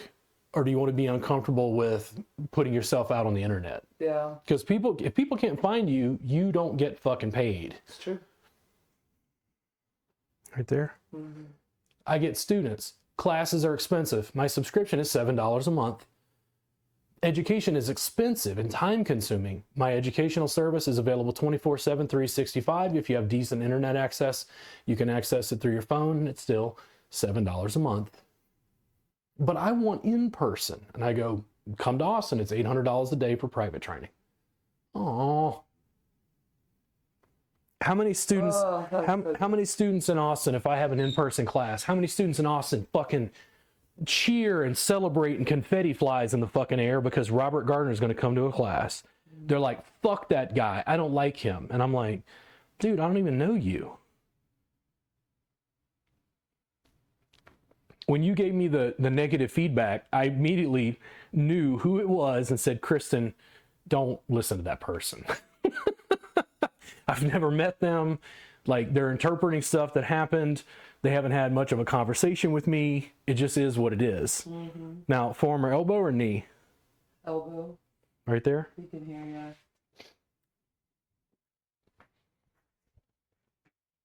I'm going to come in from this side, actually. Let me try this. Right here? Mm-hmm. Higher or lower? How did it start? Right there. The goal is to build so big, so fast that. A little bit off the ear. Okay, hold on. So back. I was just squishing my earring. Oh, I'm sorry. Right there. Mm-hmm. So more forward, No, that. more back. Tell me when. Oh, that's rough. Okay, down or up? I don't like getting it. Maybe replace. Is it too sharp? It is too much. Like right here. Right there. More broad there. Is that getting your ear too much? No. Down or up? There. No, it's not. I don't love that. Maybe it's the direction. Let me change the angle. Might just be too sharp, hitting my ulna more. I was trying to change. Oh, they're on the line. Right there. Mm-hmm. Now up or down. Oh, right there. Okay. I don't need to go forward or back. No. Imagine building such a massive. Just slightly lighten pressure. Imagine having such a massive, rabid following that people who used to hate you have to subscribe and see what you're doing because so many people like it, they must have misunderstood.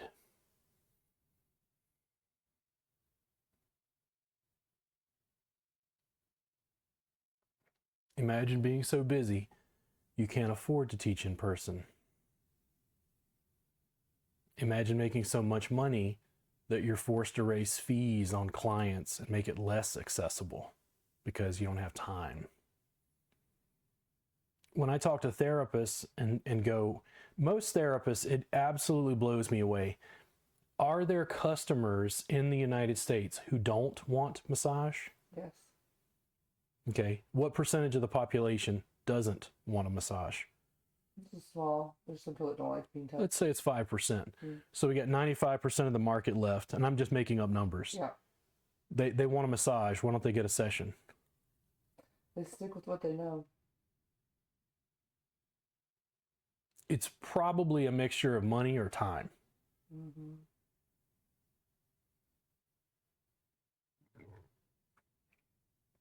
Of that 90%, how many people? What percentage can afford it? 40. That number is so astronomically large. How are therapists still looking for clients? Mm-hmm. Marketing. Why do consumers trust Massage Envy? I don't know. Because they Does see it make it. commercials? Because they advertise. Mm-hmm. Because they know what it is. Yeah. And I go, so show people your mat work and Yeah. show them again and put it online and let the customers who use Instagram choose you. And they're like, no, but it's so much work. It works. And it's like, dude, when I left Pflugerville Wellness Center, somebody walked up to the front desk to my ex-wife and basically, well, now my ex-wife, she wasn't my ex-wife then, and basically said, how did Robert escape? In other words, how did Robert build his business to go do other things? No, they said, Robert got out of prison. How the fuck did he do that? And here's what I did. You ever seen The Shawshank Redemption? Mm-mm. Oh my God. You've never seen The Shawshank I've Redemption? seen it, but I'm sure I can't remember what you're about to reference. Well, what I used is a little bitty pickaxe, and in my evenings, I just chipped away at a hole and dug a hole out of the fucking prison while everybody else was asleep. Because I did the work to build the business and get enough clients and get enough exposure and build the website and pay for the workbooks and DVDs and handle the distribution and hire people to help me with the digital part of WordPress and then hire and keep building and keep growing and keep investing and keep doing it. They see the success and they'll maybe look at my multicam and be like, well, I want to do that. And it's like, they're jumping to the end. Yeah. They want the fruits of it, but they don't want the labor part. Mm-hmm. It's like, you got to plant a fucking tree for how many years before you get apples? Yeah. And that's what the problem is. It's like, well, I want it to just come to me. And it's like, even I can't provide that quickly. Yeah. You know, certain, like when students go, I want passive income. I'm like, oh shit. Once I hit that word, I'm like, oh my God. It's like, it ain't passive, bro. It's back pay. Yeah. It's like, dude, I put the work in to create this payment. The issue is, like, don't get me wrong. How nice has it been to have your camera set up? Lovely. Oh, it feels awesome now, right? Been bitching to get here. Exactly. But the thing is, it's like we had 3 crying fits, multiple, like I've come over multiple times, we're juggling the software. Even I'm like, how does this shit, like, I got to change stuff, you know? And that's just par for the course right there. There we go. A little more forward. Sure. Right there. There you go. My belief is that, and I could be wrong, but I really think we can probably pull off a group live stream class once every couple of months the rest of this year. If we're able to do that, the online portion of the business will grow so substantially. I'm going to recommend that we revisit how the apprenticeship is structured and what the fees are, and then revisit like in-person clients and then how many you make available. Yeah. How many sessions you make available a week. Now, right now, what are you charging per hour? 100. What if you charge $200 an hour? 25 of this. Will they pay it? My current clients? No, I'll have to go find new ones. No. So you contact the clients you're already seeing and say, hey, thank you so much for building my business to the point it's at. I want you to know that I just doubled my fee. They're going to shit a brick. And you go, hey, but I'm writing you to tell you that I'm keeping you at the old fee for another 6 months or 9 months. Now, how do they feel? Special. Ah. Now, your new rates are on the website. People's perspective on you, how does it change? It raises. Why? Because money and value. That's how they interpret She charges more than everybody else and it's not available. Apparently, she must be making money. Yeah. What do you mean she doesn't have anything available for 2 weeks? Now what do they want? They want it now. That thing, to me, that is the most pivotal change in our industry in the last 20 years. Online scheduling. Can I get one extra blanket under my head? Online scheduling allowed people to see that you were busy. So 2 layers or 1? 2 or 1. I was just trying so hard at that one and it wasn't enough. That's easier to receive. Online scheduling allowed your clients to see that you were busy. Yeah. So right here, a little lower. There. Fudge. Okay. More to the back. Okay. A little up. Or a little down. Up. Tell me when. There. Yeah, a little less pressure. Better. Yeah. A little less. You'll find a sweet spot where you'll continue working and making income, but my suspicion is it will become easier and easier. When I talk to students, they just maybe want to do the mat work. Is the mat work harder for them to do or easier? Easier. So why don't they do it? Because they're worried about jumping and losing clients. Because there's no social structure and support. I mean, if this worked, everybody would do it, right? Yeah. And I go, no. Even if you just look at it as Thai massage and it's mat based, that completely flips the fucking script in a way that is like not massage in our culture. It's not the same service. It doesn't have to be packaged and sold the same way. Right there. It's such a good spot. Now, if we get thousands of students across the US doing the shit, they all start winning and making video. And I mean at scale. Yeah. Now what happens to the internet? What is that? What happens to our industry? What is that? And everybody goes, oh, but I can't teach it because I ate the marketplace at $7 a month. And the students who worked with me in the beginning got rich. Sorry. somebody to compete with me in an open playing field has to have a subscription where they charge $5 a month. They're not going to do that though. Why? Because there's no way they'll sell themselves that. They think they're like they think they're selling themselves short or something. A little bit less pressure. Oh, thank you. It's such a spot. Why do I continue to sell it at $7 instead of raise the fee? Because it's selling that way. Because they go, but this education is so expensive. I'm like, it's $7 a month. Yeah. But won't you help me? Sure. It's currently $325 a month for private live stream training via apprenticeship. Oh, I'm like, you can watch all the video you want. Here you go. But you have to do it yourself. Yeah. I'm more than happy to work with students in person. Yeah. Even Stephanie, when she was like, what about an event? Like, should I give it away? And I'm like, listen, using you as an example, you came to the Time Massage Jam. You came to the Time Massage Jam one time and then signed up for apprenticeship. My $2,400 payday looks pretty fucking good for showing up for a Time Massage Jam for 4 hours or 3 hours or whatever it is. Yeah. It's like, it don't happen all the time. No. But when it does, it compensates for the rest of the time that I put into the event. Yeah. And that's the part. What they're missing, in my opinion, is like the young lady wants to practice chair massage.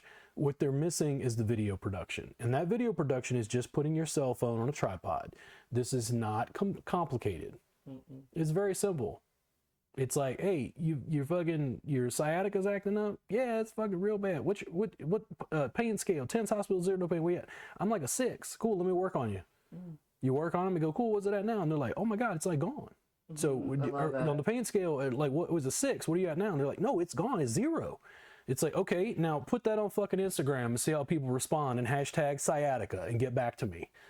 It's like, that's what I've been saying, and they don't have the tenacity to like go through the slog, to do all the work, to build the stuff.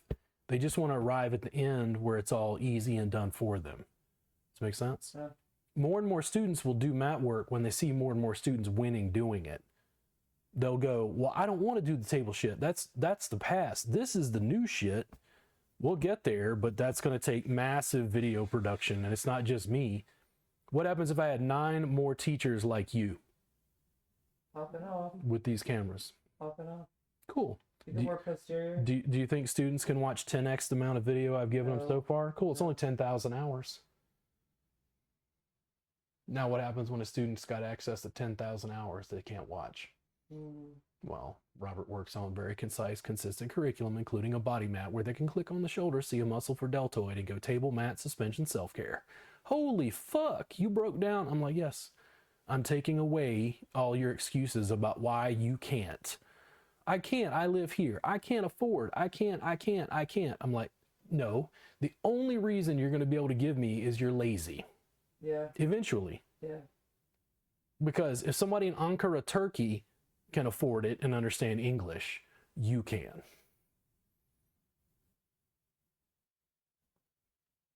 It's like, where do I want to teach? Ankara. Not South Austin.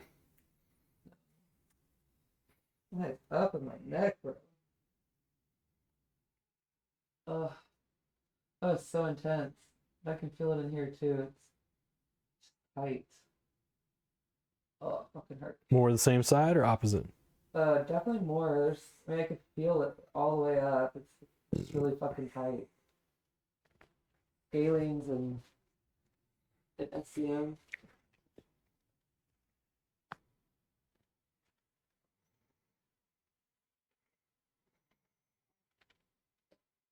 Forward?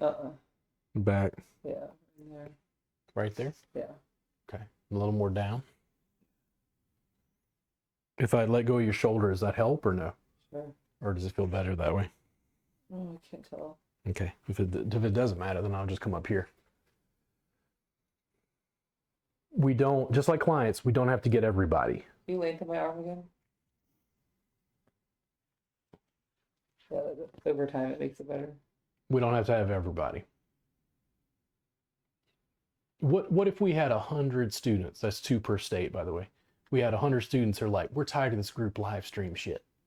They go, okay, what do you guys want? They're like, can't you just stream to us? Oh, you mean like 5 days a week, 2 hours a day, 5 days a week, 52 weeks a year? Sure. Now, what do you guys pay for that? Mm-hmm. What's that subscription look like? They go, you mean you can just teach us through the cameras? Yes, that's what I've been trying to tell you for the last 3 years. But I'm having to train them right there. Mm-hmm. I'm having to train the industry to learn online. That's what's happening. Yeah. It's not even the body work. It's you taking the crazy body work and putting cameras on it.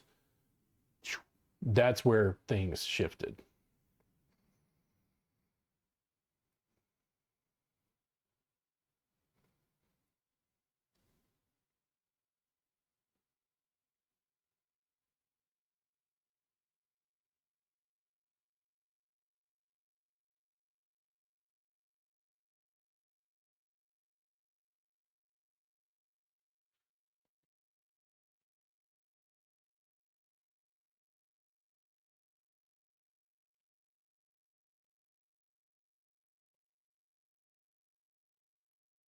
Do the dogs always have to be on top of you?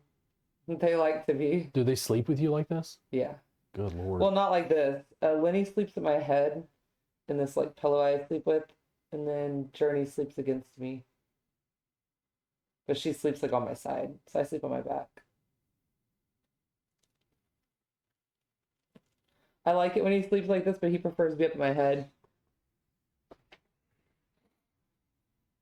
Maybe one more right in here. Knee or elbow? I don't know, elbow maybe? If you can do it with the knee, go for it. Yeah, we'll try. Just a little further lower. A little back. Mm-hmm. There. But bring your arm to your side like that. Hold on. There we go. Right there? Yeah. Or is it more to the back? Might be, you may need to grab more in the front and then go to the back. Oh. There? Yeah. Bounce? Yeah.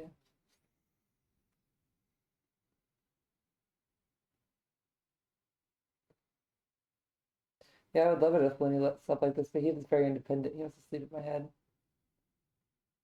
It's pretty cute.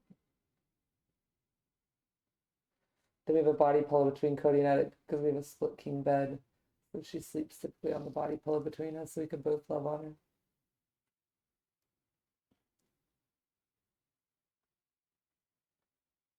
When you're a dog person, I honestly don't like it when they don't sleep with me. I'm like, come to bed. Don't sleep in your bed. Come sleep with me. We have a problem. Feels really good enough for him.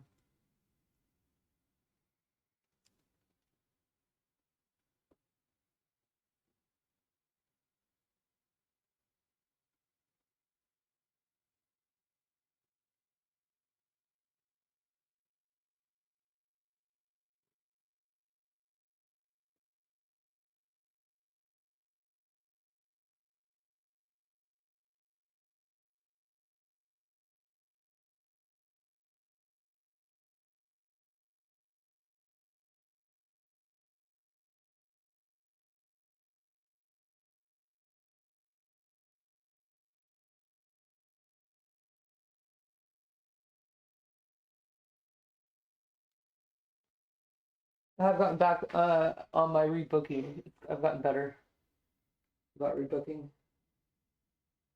Yeah. And what does that look like? Getting it done at the time of payout. You know, just being like, hey. Well, this month I've been offering like a discount if they were to rebook time of service. I'm like trying to get people back in the habit. Some therapists kind of like doing a membership. I was considering doing that. And but then I'd raise my rates at the same time and say membership would keep you at this rate, and then it really depends on like the structure, record keeping, and what works best for you.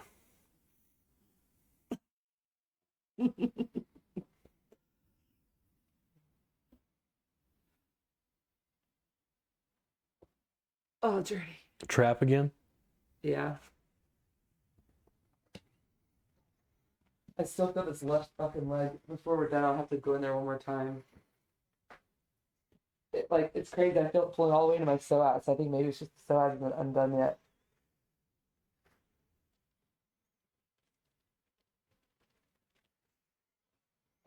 Crazy. Because I feel my psoas stretching, just laying like this. And then with the pressure down on my trap.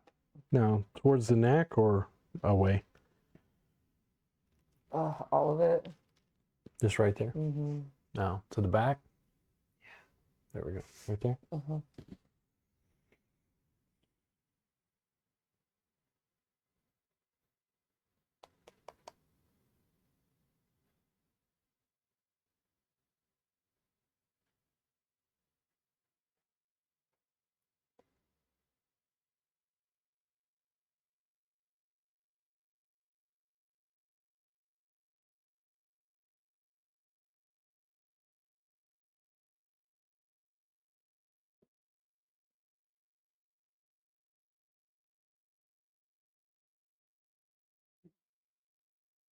Bye.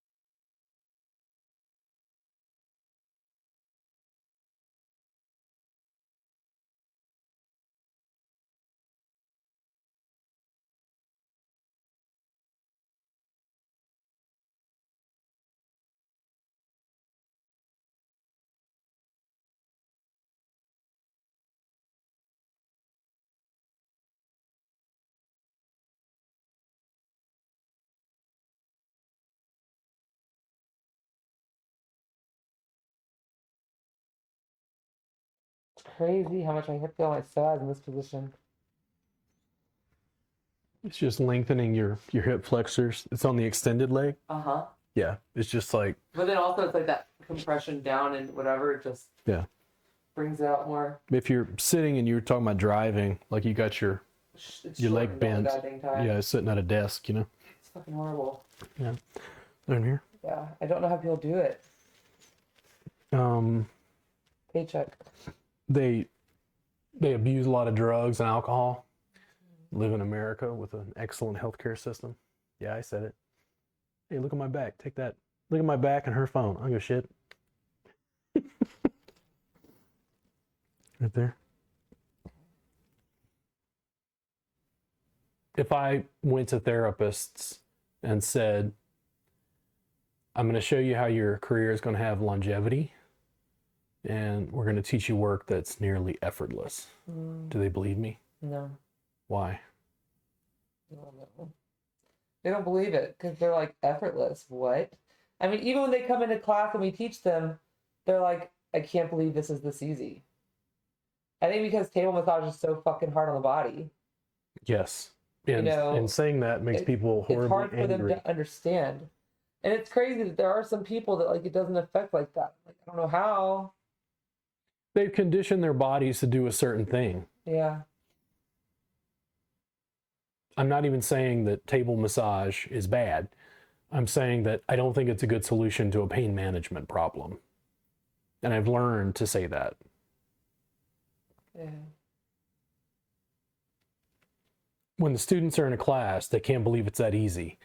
Why do they not just go sell it?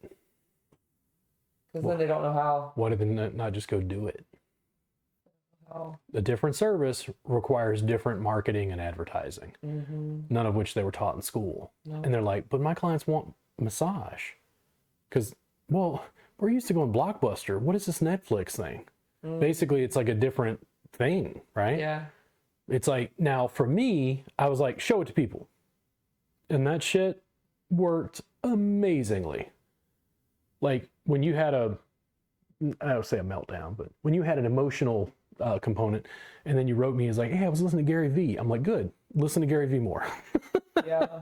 Because I'm like, Gary was a prototype Like, when nobody else was there to support me, that dude continued to put out fucking videos that I resonated with very deeply. Yeah. And it was like, dude, it's the same thing, man. He's just got that entrepreneurial hustle. He knows that people complain, bitch, moan, you know, like, would Gary look at my social media and be like, man, you really got it together? No. No, he'd be like, well, you're doing good, man. You got started. Just keep going.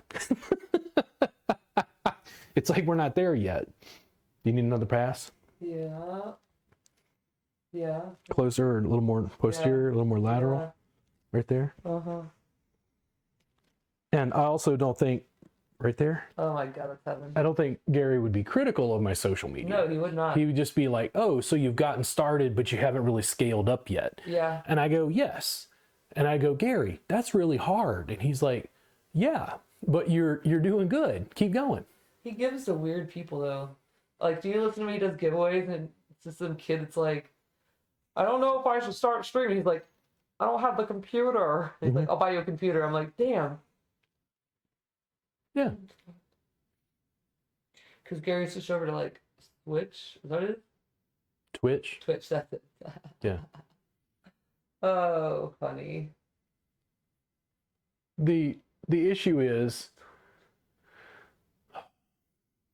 people will always have excuses. My business model in digital distribution was to take away massage therapists' excuses. I have a question for you. Yeah. So, one of the things I've done is I closed my business on Yelp. Okay.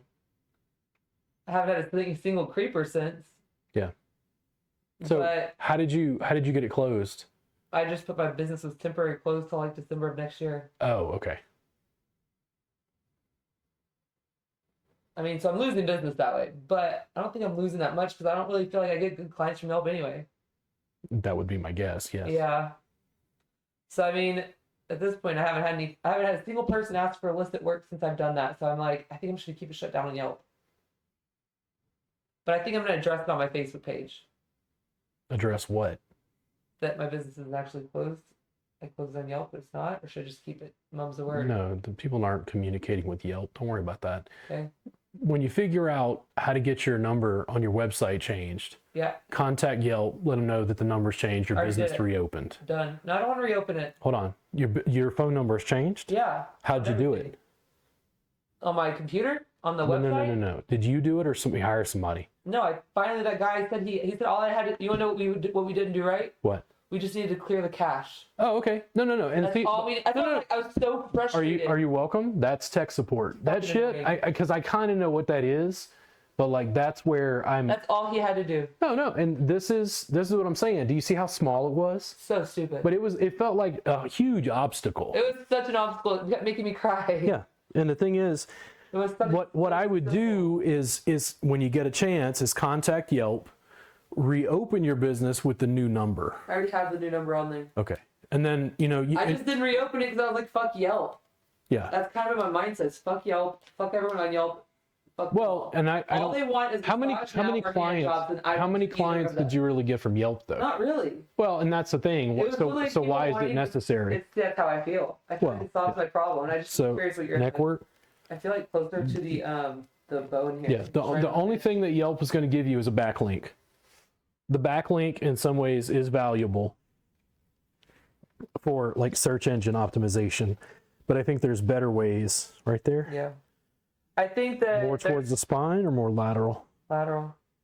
I think for my personal experience, there was more backlash of illicit work than there was work.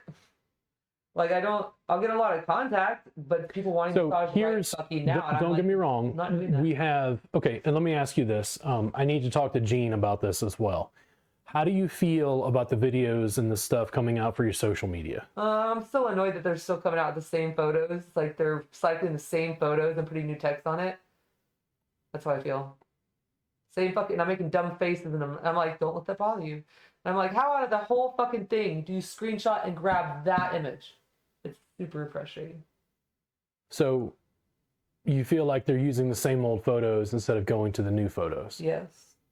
Okay, because I did talk to them about that, and And these things might have already been scheduled. I'm very aware of that. Oh, no. So here's the thing. I don't know how far in advance it's been scheduled. Same. So here's the deal. In addition to that, I think you need to go directly to your social. I would literally put this on my calendar. Pick a day or two a week. Records and shit. And just, like, in other words, talk to your customers and tell them what's going on in your business. If you want to tell them, hey, it looks like I shut down my business on Yelp. I was just having some problems with them. My business is still here. Fuck Yelp, whatever. And then you move on and say, this is the special I'm running. This is what I'm doing. I'd really like to work with 4 people who have carpal tunnel syndrome. I have my cameras set up. If you have carpal tunnel syndrome, or you know somebody in Austin who has carpal tunnel syndrome, can you please send them to me? I'm doing 4-hour-long giveaways. Who wants some free shit if they've got carpal tunnel syndrome? Yeah. If they get an hour, are they likely going to get a paid session? Yeah, for sure. Now, especially if you help them. Do you see the layers? Because you're using social media to get more people so you can keep getting clients. If you interact with the online audience that way, you're going to get more customers. Massage therapists are not doing that shit. I'm curious. When you're working on someone's carpal tunnel, are you going to start with sideline, pulling the shoulder back and open? Totally dependent on the client. Or you just straight as the arm? So most clients, my guess is I'm going to work on their forearm flexors first. Literally. Just get that instant. Well, it's like I want to do one thing that they're going to be like, oh my fucking God. And here's the deal. Are they having problems with their scalenes? Yeah, probably. Maybe. Like in other words, the way that I function, you remember how we talked about this with new curriculum? You're like, that's it. It's a modular. Oh my God, they couldn't put the pieces together. Yeah. They couldn't connect the dots. I talk to the client, find out where the client is hurting, just like that lady at the party, the internet marketing party. She's like, she's rubbing this shit right here. She's right here. And I'm like, it's either her infraspinatus or it's her anterior scalene. My assumption was scalene. Her neck is readily available. And I go, hey, can I just press in your neck real quick? And she's like, oh my God, I feel that in my arm. Like, it's like, is that it right there? And she's like, yeah, that's it. How the fuck did you know that? It's like, well, baby, not baby. No, baby. Baby. No. Baby. I say, I was thinking I was going to say lady, but I said baby anyway. Like I work on people in chronic pain. It's my bread and butter. Yeah. It's what I do all day. It's like a common referred pain pattern. And she hurt herself falling off a table. How excited was I to be able to, okay, I'm going to shoot a video with somebody who injured themselves. Oh, that sounds amazing. Whoa. It's like, and the thing is. For what you do, that's so good. Yeah. And it's like. And it just approached you. And it's more likely to get her in. Now, what happens, think about it this way. The footage. I've given her a free session. What does she tell people at that internet marketing party? This guy is legit. She's like, dude, this shit, listen, he's running 4 fucking, he recorded the whole session when he worked. This shit is fucking, you see what I mean? The therapists, in my opinion, are downplaying that sort of connection and the connection that this gives them. Yeah. They're still like, no, I don't like social media. Yeah. And I'm like, dude, every fucking client you want is available on Facebook or Instagram locally. Nextdoor, LinkedIn, like massive reach. Like, imagine if all you did, you found the people in Austin who followed you on Instagram and you messaged each of them individually on Instagram. How many clients would you get? Probably a good amount. So why are students not doing that? I don't know, but I'm about to. And they say, well, that's like... I was about to send thank you cards out to my clients that are like, I've been with for a while and just be like, to reconnect. Because I did that for like something, and the person reached out and was like, thank you so much. Like, that meant so much that you hand wrote me a letter. Yeah. And I was like, I should do more. And I already started the text right off. The text or the emails, but they didn't respond yet. So I'm like, let me try it. And those things, think about like handwritten. That's like a totally different. My timeout. Yeah, that's a totally different thing. I've gotten that before. Thank you so much for coming to our event. I'm like, whoa, they actually wrote this shit down. Wow. That feels like, fucking like Civil War era. Like, they fucking sent it in the mail, Yeah. More neck. Yeah, I think so. Okay. Like forearm. Yeah. Okay. So the conversation, like we have your social media kind of on autopilot. That's great, but you need to be having conversations with people, you know, and talking with them online as much as possible. So lower or higher Lower. in there.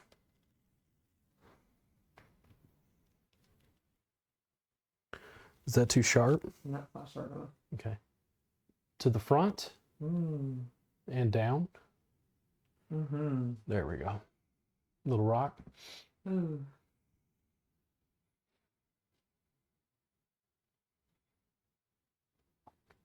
Having conversations with people is going to open up doors.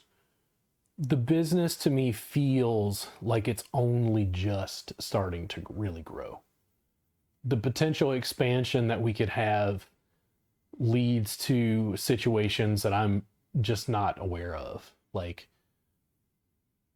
if the group live stream shit pops off, I will probably feel forced to hire a virtual assistant to clear out some of my stuff. I will feel forced to hire someone to handle text message marketing. And then I'll have to figure out how to delegate to the virtual assistant getting people on the podcast. So I start doing 3 podcasts a week. You go a little more lateral, posterior words. So Posterior. to the back, right there. I also changed around my charges for my software. I reduced my emails and then use that 10 extra to then they promote you in the app. So I switched it up this month just to see if that does anything. So like nobody's checking the emails anyway, so I'm gonna stick with the higher text message, less email, but then promoting myself because they just sent us an email they're raising their base rate. I was like, I should change things up. If you ever get to the point where you think you have the money to run ads for clients, let me know. I mean, I would invest some money in an ad right now. You know what I mean? Okay. Because I think it would make me money. Is that only on Instagram? And where are you wanting to do it? Where do you think? Well, they're the same company, so we're gonna have this conversation again. How much is your ad budget? I can afford like 100 right now, just to start. Let me talk to them and find out. But you're trying to And run I'll put it more just on in Instagram. once things pick No, up. no, It's no. just too slow right now. But you're trying to run it just on Instagram. I mean, I just don't think Facebook. I don't think Facebook. Will you tell me yes or no? Yes. They're the same platform. I get it, but people are using Instagram. People are using Facebook too, Kristen. It's true, I use Facebook. I'll give it a shot, 50 on each. Fuck it. No. I'd have to talk to them to find out. Like, if you feel like Instagram is a better spot, I don't have a problem with that. I just think that you need to advertise, and I think that you'll frankly become completely fucking perplexed why you didn't do it 5 years ago. I'd rather advertise than boost posts, you know what I mean? There's some data collection going on. And that's the part that the students aren't going to understand from a marketing and advertising perspective.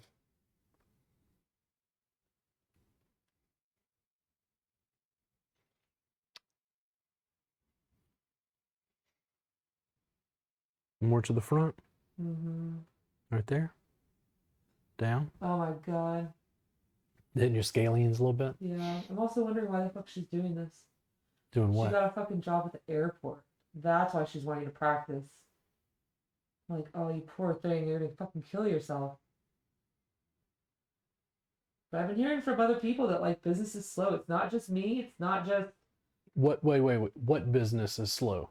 I mean, even colleagues that are typically booked to the rims are slow right now. Okay. What's the first thing to go when people don't have money? Bullshit. Extra stuff. Okay. Lashes, nails, Now, massage. do we want to consider massage bullshit? Nope. Now, do people in chronic pain find money? They do. You know what? I never found a crackhead who couldn't find money for crack. Crazy. Yeah, I've never found a junkie who didn't figure out how to steal something and some copper wire I mean, I'm to a get it massage fixed. junkie, that's for sure. So I'd find the money if you know what I mean? Well, if they look at massage as a luxury, it's the first thing to go. Yeah. If they look at it as a necessity, it sticks around. And if you're marketing to people who can afford it again and again and again, That's what I want to do. the client who can afford it 4 times a month, I want to run dude, ads. you make so much fucking. Oh, now she wants to run ads. I want to run ads, Robert. Should I start teasing you now? No. How? Why? I'm too hungry for teasing. Why didn't you want to run ads 4 years ago? Oh, my excuse would be I wasn't ready. But as I keep telling everyone, Am I ready? Do I have it together? Somebody looked at my infrastructure and they're like, "Your stuff, it's not very user friendly." Pardon me. And I'm like, I have 3 websites stitched together with additional software. Of course, it's not fucking user friendly. I don't have $100,000 to make it user friendly. Are you fucking out of your mind? You can hear. They want it to be already all in one. I'm gonna go on my back. They want it to be all. They want it to be all in one, Kristen. Now, what software is that? It doesn't exist. I'm sorry, Gary. I just left you. Doesn't exist. Where do you want pressure? Scalenes? Yeah. Right side? My left side feels so tight. Right side? Left side? Dude, my left side feels so fucking tight compared to my right. Okay. Like when you came out, I don't know if I should go back into my side or what. We'll see what you think. When you brought your forearm out of my left side, it was like painful coming out because it's so tight. When you came out of my right side, it was like, oh, that was easy. Like, feel how tight the 2 sides are compared. It's insane.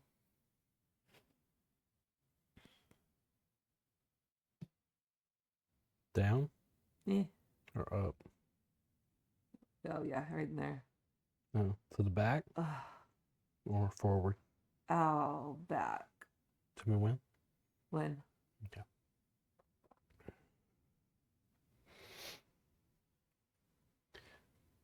I'm not saying that the economy is not struggling. It is.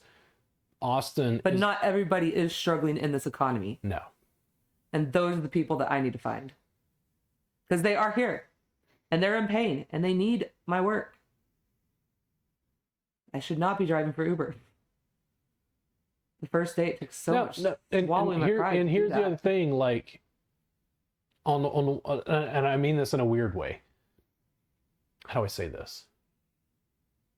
So, okay, if you don't have enough money, you went and solved the problem. Yeah, true.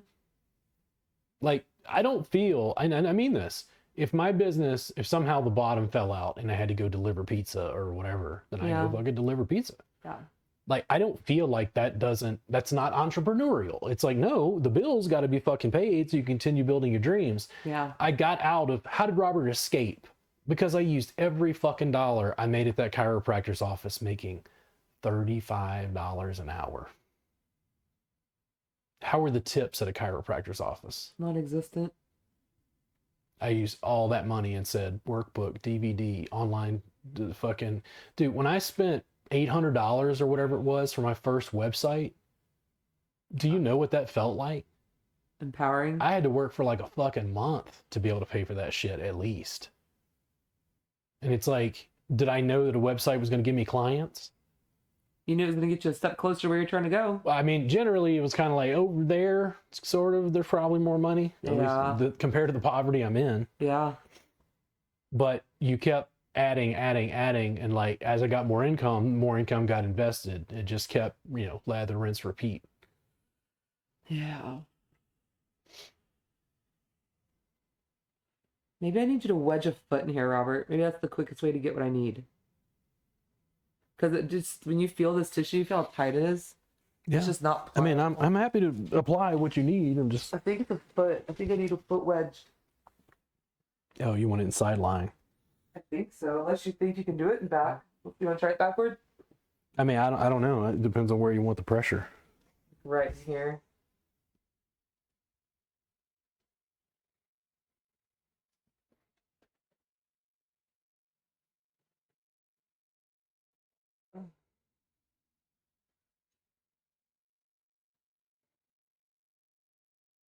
Oh, shit.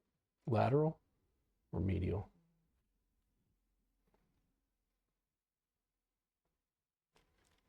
Right there? Uh-huh.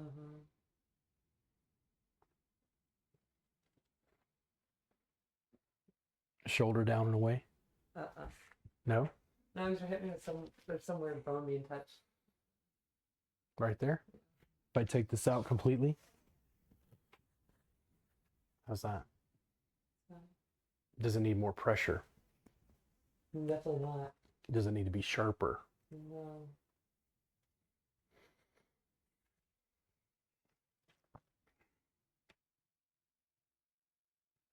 Reinforced?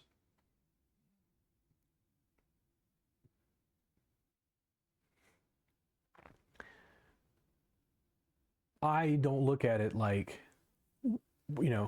why is she driving for Uber? It's like she's worried about money. That's a quick way to make money. Yeah. Like, it's not my business. Like, I'm trying to, bring into my business and lift things up as fast as I can. It was definitely. I was like weeping delivering McDonald's my first day, and I was like, "This is not okay. Not everybody is a porch delivery." So I'm like literally crying delivering McDonald's. I was like, "Oh my god, I gotta do something." I was like, "I gotta change my attitude about this if I'm gonna do this. This is not gonna help the tip." It's just making some money. Yeah. It's giving some people something they want. Lift your head. Yeah, it's just. I'm gonna try to come in from I didn't underneath see and myself delivering McDonald's to people at fucking 37 when I'm like doing something so like. Kristen, do you know how many people fucking do that? Yeah. So right there, Yeah. like neck, if you turn your head side to side, which direction? And I totally hear you on that right here. And I'm just knowing that this is temporary. Right there? Yeah. I'm not an Uber driver. I'm just making some money while business is slower while I'm figuring this out. Up or down? Up. There? Is that too much pressure? Slightly. Okay, better. Fine.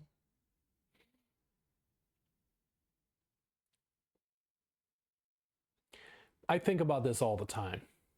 And I love music. And like I know all about, I'm wearing a shirt that's got Miles Davis on it.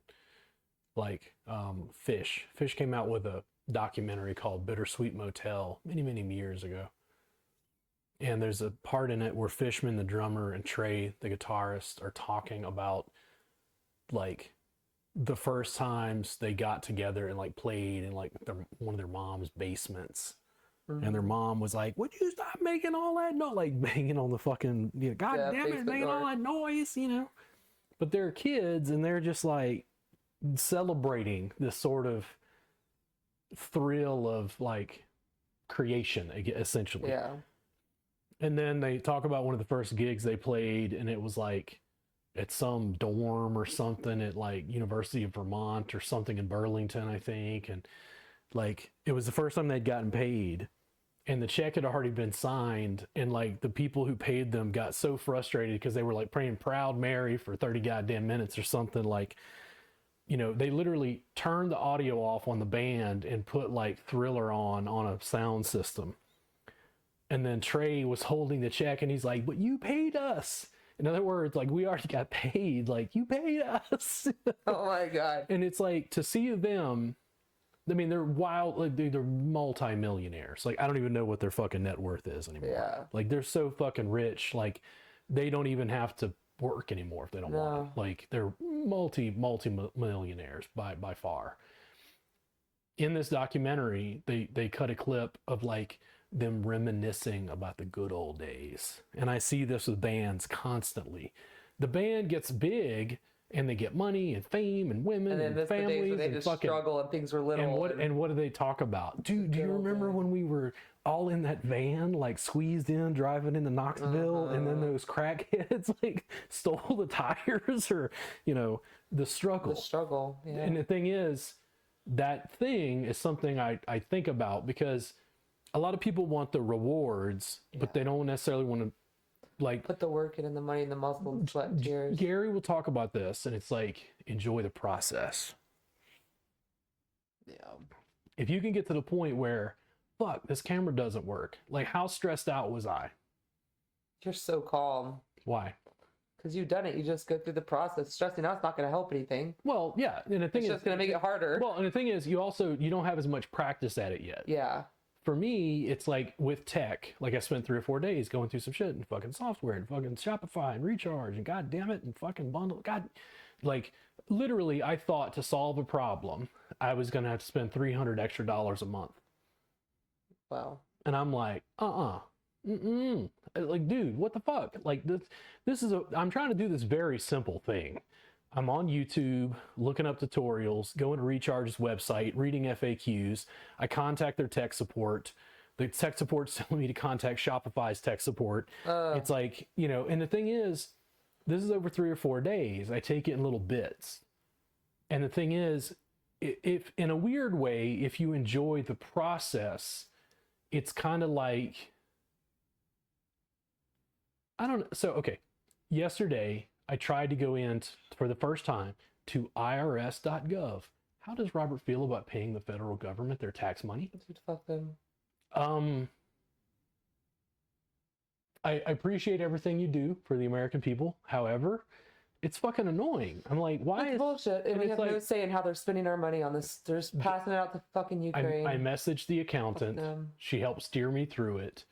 It doesn't recognize me or my ID. Like, I'm like, cool. So put it away for the day. The website finally told me, hey, we don't know who you are. Like, you need to cool it out. They didn't say it that way, but it wouldn't let me log in. And I'm like, cool, just leave it alone. Like, if the IRS came to me and said, why didn't you pay? I'm like, because I can't figure out how to get into your website. Like, if you enjoy the process and like, do you know how I felt? Like, hey, you did it. You're trying to address the problem. It's complicated, but good job, Robert. Then it was like, the other thing was the software, and I think I finally figured it out. And once I finally figured it out, I set up last night and then structured a couple things, getting it ready for later. And it's like, I've already done 80% of the work. It's like when you take it in little bits, it makes eating the elephant so much easy. easier, yeah. Yeah. And that's the thing. You celebrate the small wins. You know, like coming over today, like we forget about it, but it's like such a win. Oh, dude. Today was a big win. I just press a button. Yeah. Today was a win. But it's like, well, the next person who comes along and they're like, hey, can you help me? And you're like, oh, yeah, sure. But it's like, are they going to cry? Because like, it won't work. And it's like, you're like, oh, it's normal. Just hold on. Right there. Edge. Yeah. A little bit up. Oh, yeah. Right there. Yeah. There you go. Yeah, it's a normal part of the process, and like you've done this a couple times where you've texted me and you're like, hey, like thank you for supporting me emotionally or whatever, and it's like, Kristen, well, because I feel bad because it's like that's 80% of my crying job. a lot lately. Okay, but here's the deal: I have a different like set of neural parameters. Yeah, I don't cry often. I do. Like I'm not afraid to cry or something. It's just my brain. I hate to say this, but what emotion does Robert have the easiest time with? Anger. It was funny. It was like you didn't even think about it. I think you're pretty joyous as well. No, I am in a way, but like, do the students see that? No, they just see the complaint about regulation because I'm talking to my colleagues and peers who are paying the fees to these professional organizations who are doing absolutely nothing for us. Yeah. And then they don't understand why I'm so angry. And I'm like, because they're blocking me giving you education for inexpensive or free. Yeah. And they're like, what? And it's like, oh my fucking God. I tend towards it. Even you have said, you've gotten a little better. And it's like, yeah, I get better as the business grows and I'm busy handling stuff like software. And I go, okay, there's two things for what we're trying to do. You roll my head that way. I either figure it out this way. Right there. I either figure it out or hire somebody who could figure it out. Yeah. That's it. You know what's crazy? What? Speaking of regulation, so that business that I went to that had the fucking people, and I'm pretty sure that the staff is being trafficked.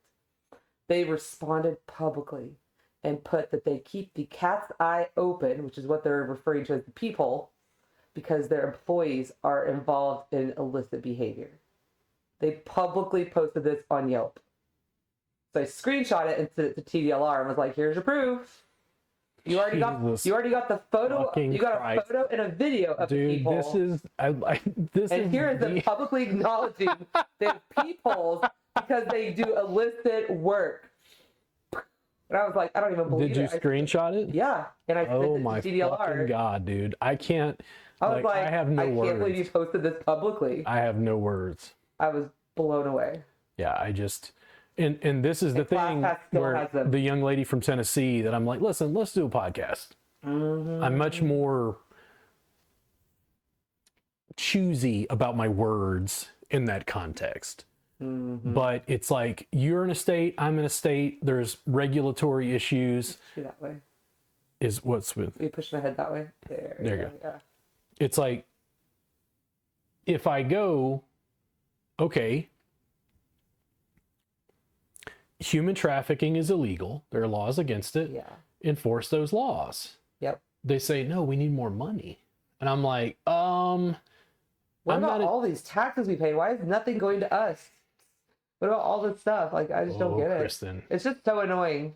Oh, no. I'm not disagreeing with you. I understand why Chris didn't pay fucking taxes. You know what I mean? I am not disagreeing with you. Now, when my accountant said, Robert, you should feel privileged to make so much money that you can afford to pay taxes. Okay. She is an immigrant. I appreciate her perspective. How about I use my money to build my business? Yeah. I trust in my work ethic more than the government's. They lose trillions of dollars. Like, I want to hire staff and you know, whatever. It's like, in the end, I do my due diligence and I go, I am sorry, I owe for these years. I have to call them probably for some stuff and go, how do I make up for this? My accountant is asking me to handle this. I need to, and I basically throw myself at their mercy and go, I'm very confused. Can you help me? Yeah. And that's a lot of stuff. And that includes tech support. If I didn't know it, I'd have to go to Josh or somebody and go, hey man, I can't figure this shit out. Do you have any ideas? Yeah. And then I just keep going until you figure it out or you hire somebody to figure it out for you. Yeah, right there.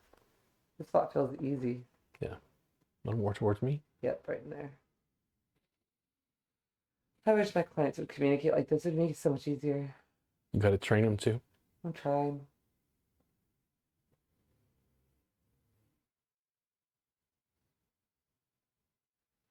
It was funny because I think about how many years I was just like abusing clients by not like explaining the blanket and showing that, like, now I show the difference between having the blanket and not having the blanket and how you can reduce or increase the broadness and you have control of that. You know what I mean? It's with clients, it's very golden rule. I think about this sometimes. How would I want to be treated as a client? Yeah.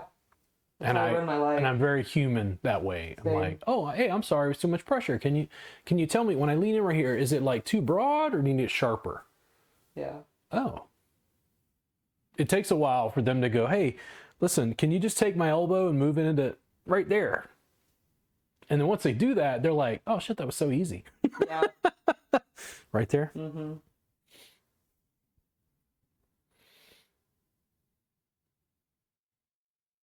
Towards me. Mm-hmm.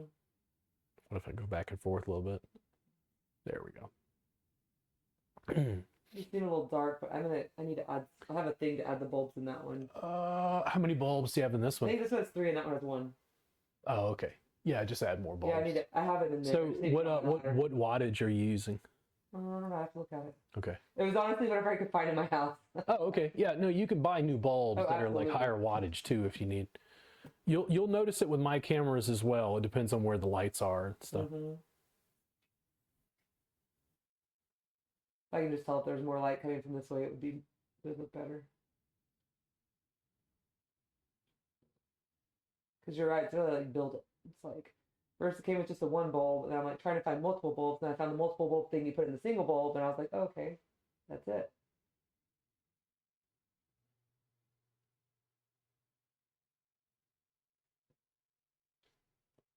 And you definitely need one of these cameras to be like bird's eye.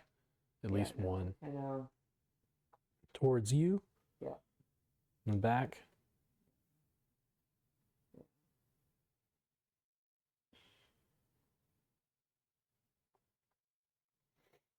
The incremental build. I've been playing poker a little bit less, and I started playing emulator games on the Nintendo and Super Nintendo. Mm-hmm. And then I figured out how to make my camera a circle so that it's just my face, so that it's easier to put down in the corner. And then I had Anjali make me a little ring graphic that says retro games, Robert Gardner. And I put that around my circle camera. Oh, that's awesome. And it's like those little incremental pieces make everything look so nice. Yeah. You know, and it's like, do you know how many hours of me playing fucking Monopoly are on fucking YouTube now? People are going to go like, dude, what the fuck? I'm like, I'm playing Nintendo games. And they're like, why are you putting this on YouTube? And I'm like, because I make ad revenue playing video games. Uh-huh. It's like, if I'm really a success as an educator, I can do what I really want to do and play video games for a living. Right there. Uh-huh. Oh, there's Lenny. The little layers and little pieces make it better, make it better, make it better. That's the eating the whale, eating the elephant. It's like one bite at a time. Make it a little better, make it a little better, make it a little better. When it comes up for somebody else, I know how to do it. Mm-hmm. I know how to change things, tweak things, you know, like I've done it again and again.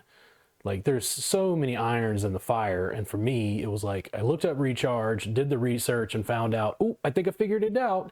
And there's a little, I guess it's dopamine. Is dopamine the reward when you do something good? I believe so. Yeah, that dopamine hit, and I was like, ooh, that's nice. I like that. Let's do more of that. That's like when you win at poker. You're like, ooh, you know. Mm-hmm.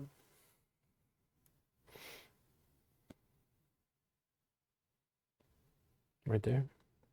Or that way. Yeah, right there.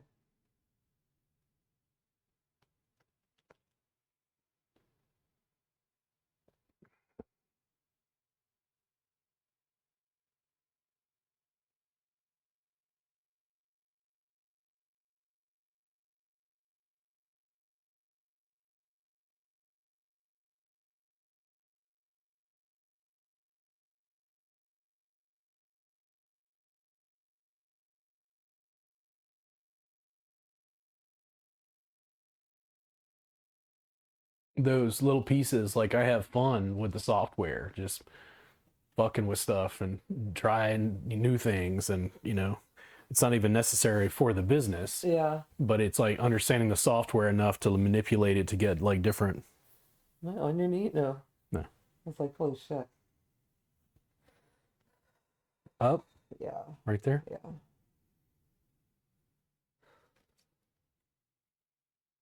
Towards me. Right there. It's a nice day outside today. Have you been having allergy problems? Nuh-uh.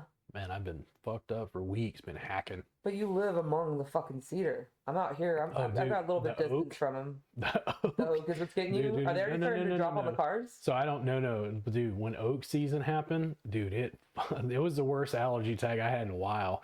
And I was laughing because I was watching a whole series on the mountain men.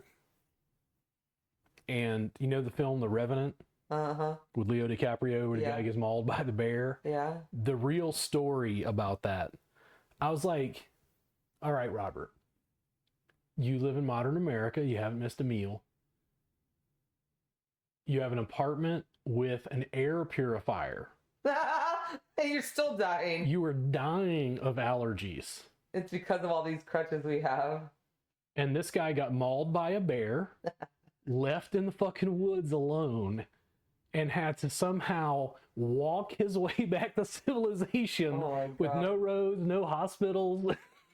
It's like, and here's what's kicking your ass. Oh, it's the oak. It's like, Whatever. I've been out and off 360 before and I've seen them like spewing. I'm like, oh what man, the hell? there's so many oaks in the complex. It's like, ugh. It's like literally the car will be covered in like green dust. It's like, ugh. Dude, I've been avoiding sicknesses left and right. It's been fabulous. Mm. Knock on wood. My workout buddy came down with COVID last Tuesday. And I had worked out with her, like, you know. I was like, oh, fuck. And we were huffing and puffing right next to each other. Right there. I didn't get it. Yeah. And my buddy was supposed to come to town, and he came down with COVID. And I was like, oh, my God. Thank God I didn't get exposed again. Yeah. I was like, oh, fucking stay the fuck away from me with your sickness. I'm healthy. Yeah, I've had no congestion, no issues. I like to keep it that way. It comes and goes. I'll go from like nothing and then it'll cycle in for a couple hours and then cycle out. Like I can't figure out if it's just cedar or what. You do it. I wonder though if you need to move your fucking air purifier though, because what your air purifier doing is it's pulling everything towards it, so that's right where you're sitting. You know what I mean? But it runs 24 hours a day and cleans the air. I agree. Technically, I agree. It's not perfect, but you know.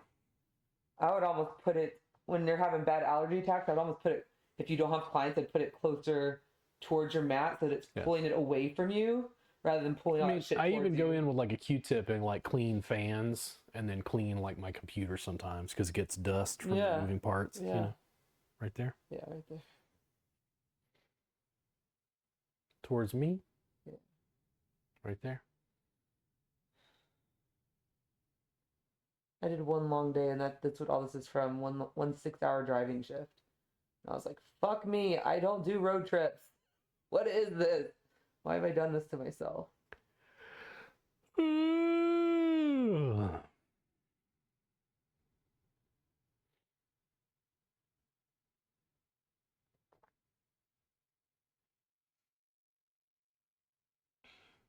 Yeah, I gotta take that fucking massage sticker off my car Rebecca gave me, because then people get in my car, they're like, oh, you do massage? And I'm like, ugh. I want a foot. I'm gonna remake it and put a foot that says massage, because it's a hand. I want a fucking foot that says massage. So this is my critique. The Ashi community is very foot based. Mm-hmm. And I kind of go, why don't we use our whole body? Why don't I make I'm gonna make a sticker of me doing knee to trap. Oh, guess what else? My friend David Lucas is getting canceled right now for making a joke about George Floyd. Black people are canceling him. He's black. So it's gonna be interesting to see that play out. Sorry, me thinking about knee to. Is he losing work or? I don't think he will. I think he's too funny. And he's a comic? He's a comic. Oh well, yeah. The lifetime of fucking comics getting canceled is kind of, it's like it comes with the territory. A little murky. You have to push the edge as a comic. I'm a little more in their camp, and they're pretty at danger for that sort of thing because you know it was like you remember Kramer? Yeah. When he had that guy. that fucking freak out or whatever. So he basically like targeted a black member of the audience and was like, that's what happens when you mess with a white man or something like that. It was pretty fucked up. Oh, it was bad. Like he had to eventually apologize publicly and whatever. Bad. Yeah. But he's almost like semi-retired, you know what I mean? So his office doesn't matter. Well, I mean, it's like audiences are not going to take favorably, and mostly it felt like it wasn't just stand-up. He broke the, how do you say this? He broke the third wall. Yeah. The line between him as the comic and him as the person where he got offended or irritated at somebody was broken. Like Matt Rife will do stuff and be like, "What's your mom's OnlyFans?" and like people lose their fucking mind, but it's Twitter, you know what I mean? Like it's a different, it's a little higher. He's so stupid. I love him. We'll see what happens. I just saw David posted about it. Yeah. And I briefly kind of saw it. I haven't seen the actual joke yet fully. Well, but it was pretty rough. Nathan. It was really rough. Yeah. But a white person definitely couldn't say it. Oh yeah. But I'm surprised that he, as a black man, is getting shit from other black folks. I found a TikTok. I was dying because this young lady apparently is half black, half white, and she's with her mom, and her mom who is white. Her dad, I guess, is black. And she's doing a rap song and saying the N-word every other fucking word, and you can see her mom just sitting there like. But it's like totally fucking with the notion that like she can say it because she's half black. It's like, good lord. This is, you know. I saw Cat Williams recently when he came to town, and man, Cat, dude, some of the shit Cat Williams is the fucking beast, dude. Dude, we talk about direct to consumer. Yeah. See, that's the thing. Cat has avoided apparently some of those pitfalls and shit. Like, he's controversial in some ways because of that podcast thing he did, but the routine and the socio-political climate that he was giving it in is like, dude, he had an entire bit about reparations for slavery. And I was like, whoa, dude, because this is deep political fucking shit. And the way he turned it, hilarious. So I was like, dude, it was Cat Williams is fucking brilliant. Dude. I was like, dude, you just skewered American racism like in the most. He's like, 2024, are you fucking out of your mind? He's like, we're still dealing with this shit. I love Cat Williams. I'm so happy I saw him. Was it the best one you've seen all year? Show? I'm happy that I didn't have those Matt Rife tickets to sell you because I heard it sucked. Oh yeah, I heard that like basically the whole time it was like girls yelling at him from the audience and him like not able to do his set and shit.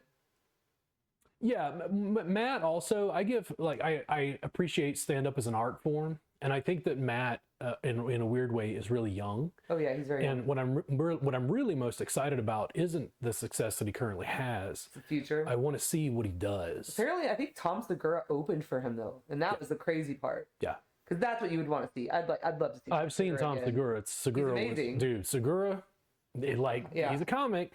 He said shit that I was like, oh my god. He's fucking hilarious. But is it Tom Segura who did the thing about the bit about have you ever accidentally taken like a hardcore trip and he gave it to his mom? I was like, that is fucking like genius. Oh yeah. It's like Tom Segura fucking he gave hilarious. his mom the gummy. He's like, yeah. Why you kill me?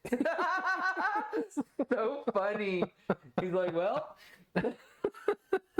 I love Tom Segura. Comics are mixed, and when I'm thinking about it, I just scanned in my head what I've seen recently. I was most impressed with Patton Oswalt. Oh, I don't even know who that is. I'm about to watch. Patton Oswalt is Beyond the Pale. That's his bit. He's the one where he does the voice where he's like, he keeps talking about food, like in this little high-pitched voice, like it's like the audience. Patton Oswalt, like, he's the one who did the bit about massage. And he's like, the reason we go see massage therapists is we can't get the people that love us to touch us. Fucking massage therapists were butthurt about that shit when it got shared. And I'm like, he's like, this is the lovely donut you stick your face in. It's like fucking hilarious. I have to watch that. It's hilarious. The reason I was blown away by it, a little further away, or what do you think, a little more up? Yeah. Away or towards? Oh my god, all of it's okay. I'll go back and forth. Patton Oswalt's last set reminded me a little bit more of like George Carlin, and I found it interesting because his work can kind of be topical.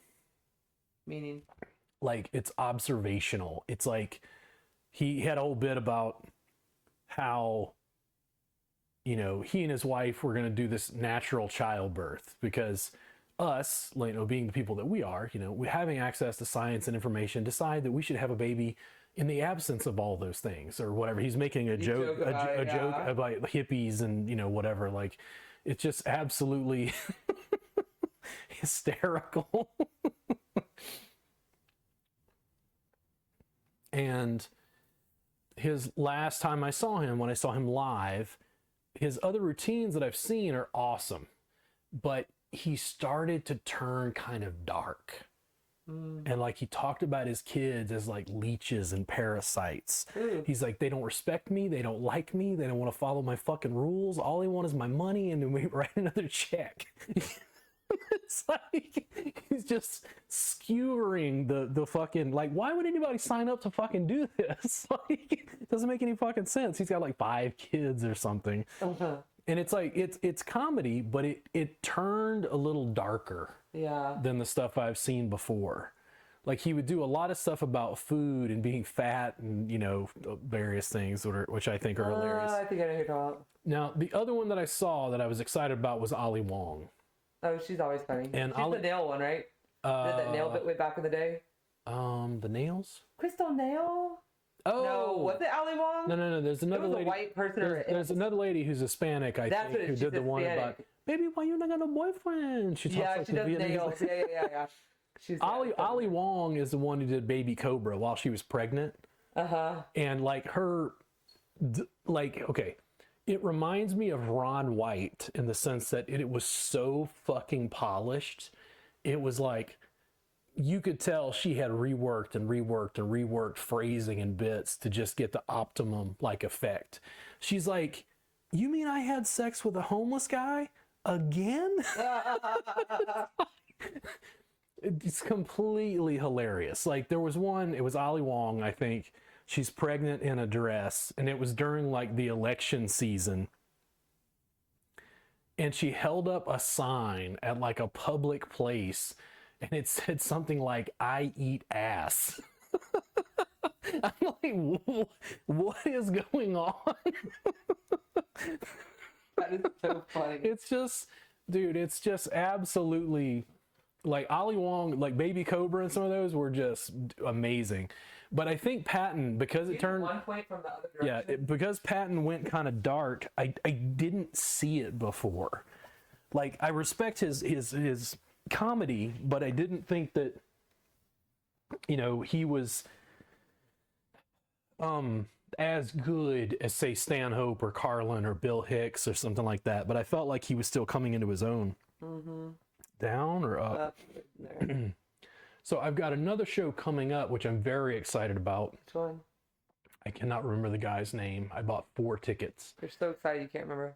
No. So the thing is, it's somebody that I only know from TikTok. And every time I run across his stuff, I've like followed Is he kind of heavier guy? No. Okay, because he's kind of heavy. This guy is like, his capacity to work the audience is like Matt Rife or... How about Matteo Lane? Because he's fucking funny. Matteo Lane, he's gay, he's fucking funny. No, I don't know who that is. There you go. He was doing something with one of the guys. Towards me or yeah, towards, right there. He goes, my best friend's, boyfriend ghosted her. What am I supposed to do? He goes, he said something. He's like, okay, you have to fuck her. He goes, but I'm gay. He says, I can see your 19 whatever Zara shirt. I know you're gay, but you have to fuck her. And the white guy next to him is like, what? Like, 'cause he's a straight white guy. Yeah. It's funny, man. Those two are hilarious. Matteo Lane is funny. The guy's name I can't recall offhand, but I had looked it up, couldn't find a show. Looked it up again months later and found a show here in Austin, and immediately went and bought 4 tickets. Like, didn't even care what it cost. I was like, I have to see him. All the TikTok stuff I've seen is awesome because his material is very worked out, but he can work the audience and like riff off of the audience in a way that I've only seen probably when I saw him. Oh, what is his fucking name? The Indian comic. God damn it. I know 0 Indian comics. Oh, unless he's skinny. What is his name? It's very international in his flair. It's not Eddie Izzard. Eddie is also very international as flair. I can't remember his name. But anyway, I'll let you know when I figure it out. It's just different too. Like we saw Owen Wilson at a very small club here. And like seeing people in big arenas or different venues is like remarkably different. Dude, totally. Totally different vibe. Totally different. I mean, we saw Adam Sandler in San Antonio, and that didn't even rank. Like, it was still hilarious. I think it was because we don't relate with his comedy right now.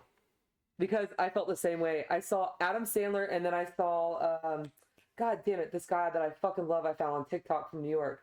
And I laughed more at that than I did at Adam Sandler, because Adam Sandler's making jokes about being a dad and being old and having kids. And none of us can relate to that shit. So it's just kind of not really funny. Another comic who I think is Indian. Is it Raj Patel?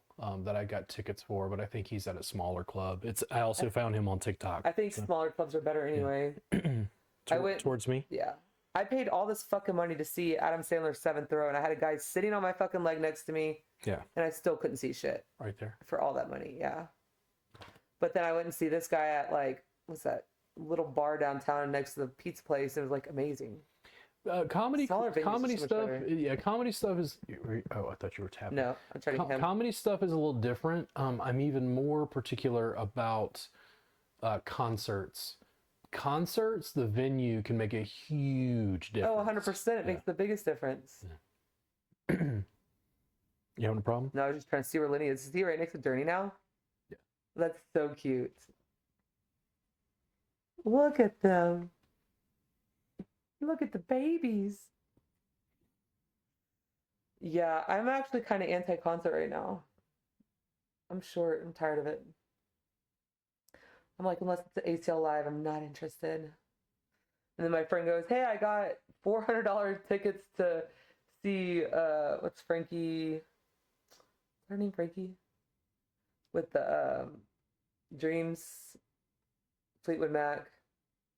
Mhm. The lead singer of Fleetwood Mac, the female. Oh, that's I can see her face. What's her name? I know, right? I'm totally So blanking she's out. coming, and I was like, I don't got money for that. She's like, no, it's already paid for. I was like, I'll be down. No, of course. When it's free, yeah. Oh, $400 just free. I'll definitely go. Fleetwood Mac. What's her name? Doesn't it start with an F? I don't think so, but what is her name? I can see her face. Alexa, what's the lead singer of Fleetwood Mac? Stevie Nicks is God the lead damn it. singer of Fleetwood Yep, Mac. that's it. Stevie Nicks. Yeah. The Stevie Nicks is amazing live. That's something you pay for. We saw She tells stories. It's fantastic. God damn it. What is his name? The guy who did the Daily Show. Oh yeah, Trevor Noah. Yeah, we went and saw Trevor Noah. We had tickets and they were canceled because he had like some sort of injury, and then they Shut up. Oh, and then when you rescheduled went, it. you went back and he was Yeah. there. And then How was it? well, it's really good because again, it's sort of international. He's got that He's very that thing political. about like yeah, it's political and socio-political and commentary, but he's also from South Africa, so he sees things from like a different angle. Did you say anything about our president and his Alzheimer's? Yeah. It's sort of such a laughing joke. It's embarrassing. I feel bad for Biden. I'm like, wouldn't that suck to be constantly confused and you're running the country, but you're not? It's tough. I would Give him a fucking drink and put him on the beach. The You know? president does have a lot of power, but there is a sort of checks and balances involved. Oh, for sure. Other people are Running the country. well, primarily big business, but don't get me started. Oh, I know. Oh, I know. Right there. Yeah.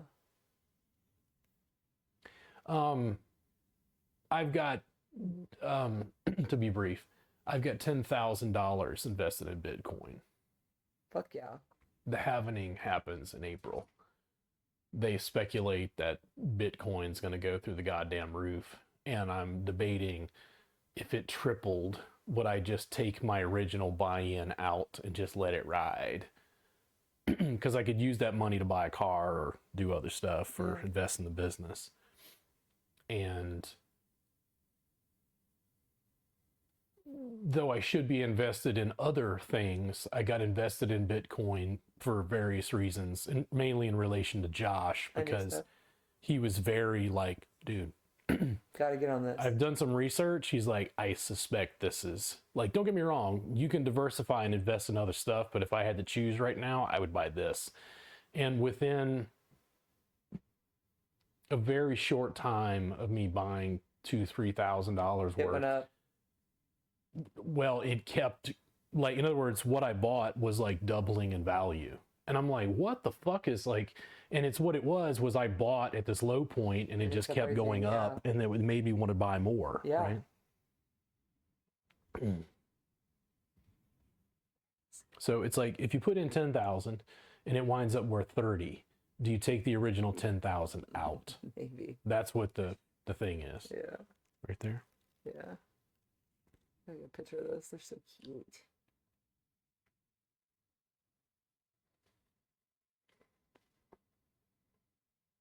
Oh, you're taking a picture of the screen. Yeah. Guess it would be smarter to go right down my legs. So I have to not get the suspension. I thought that was funny when you called me after we worked together last, and you said, or you texted me and said, "Hey, the screenshot," and I go, "Look, Mom, I'm famous." What, the dogs? No, the Oh, yeah, I think yeah. she- Why didn't she just reach out to you directly? Like, why, you know? It's so weird how they do that. Well, she wants the girls to tell her. I also did think it was interesting that someone nearby is using literally a piece of rope. You see that? I got black rope from Lowe's. I'm like, hey, That's somebody in the Ashi community. hey, you can tell. Yeah. Oh, I can almost look at it and know who they studied with. But that's just because I'm inside it. Yeah.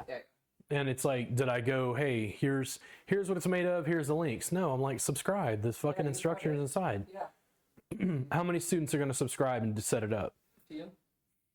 No. Very, very few. Are you good for the day? I'm feeling amazing. So we got those working, and I'm pretty sure you can Pretty impressed. set up the third or the fourth, or okay. We're off with your microphone. Stealing.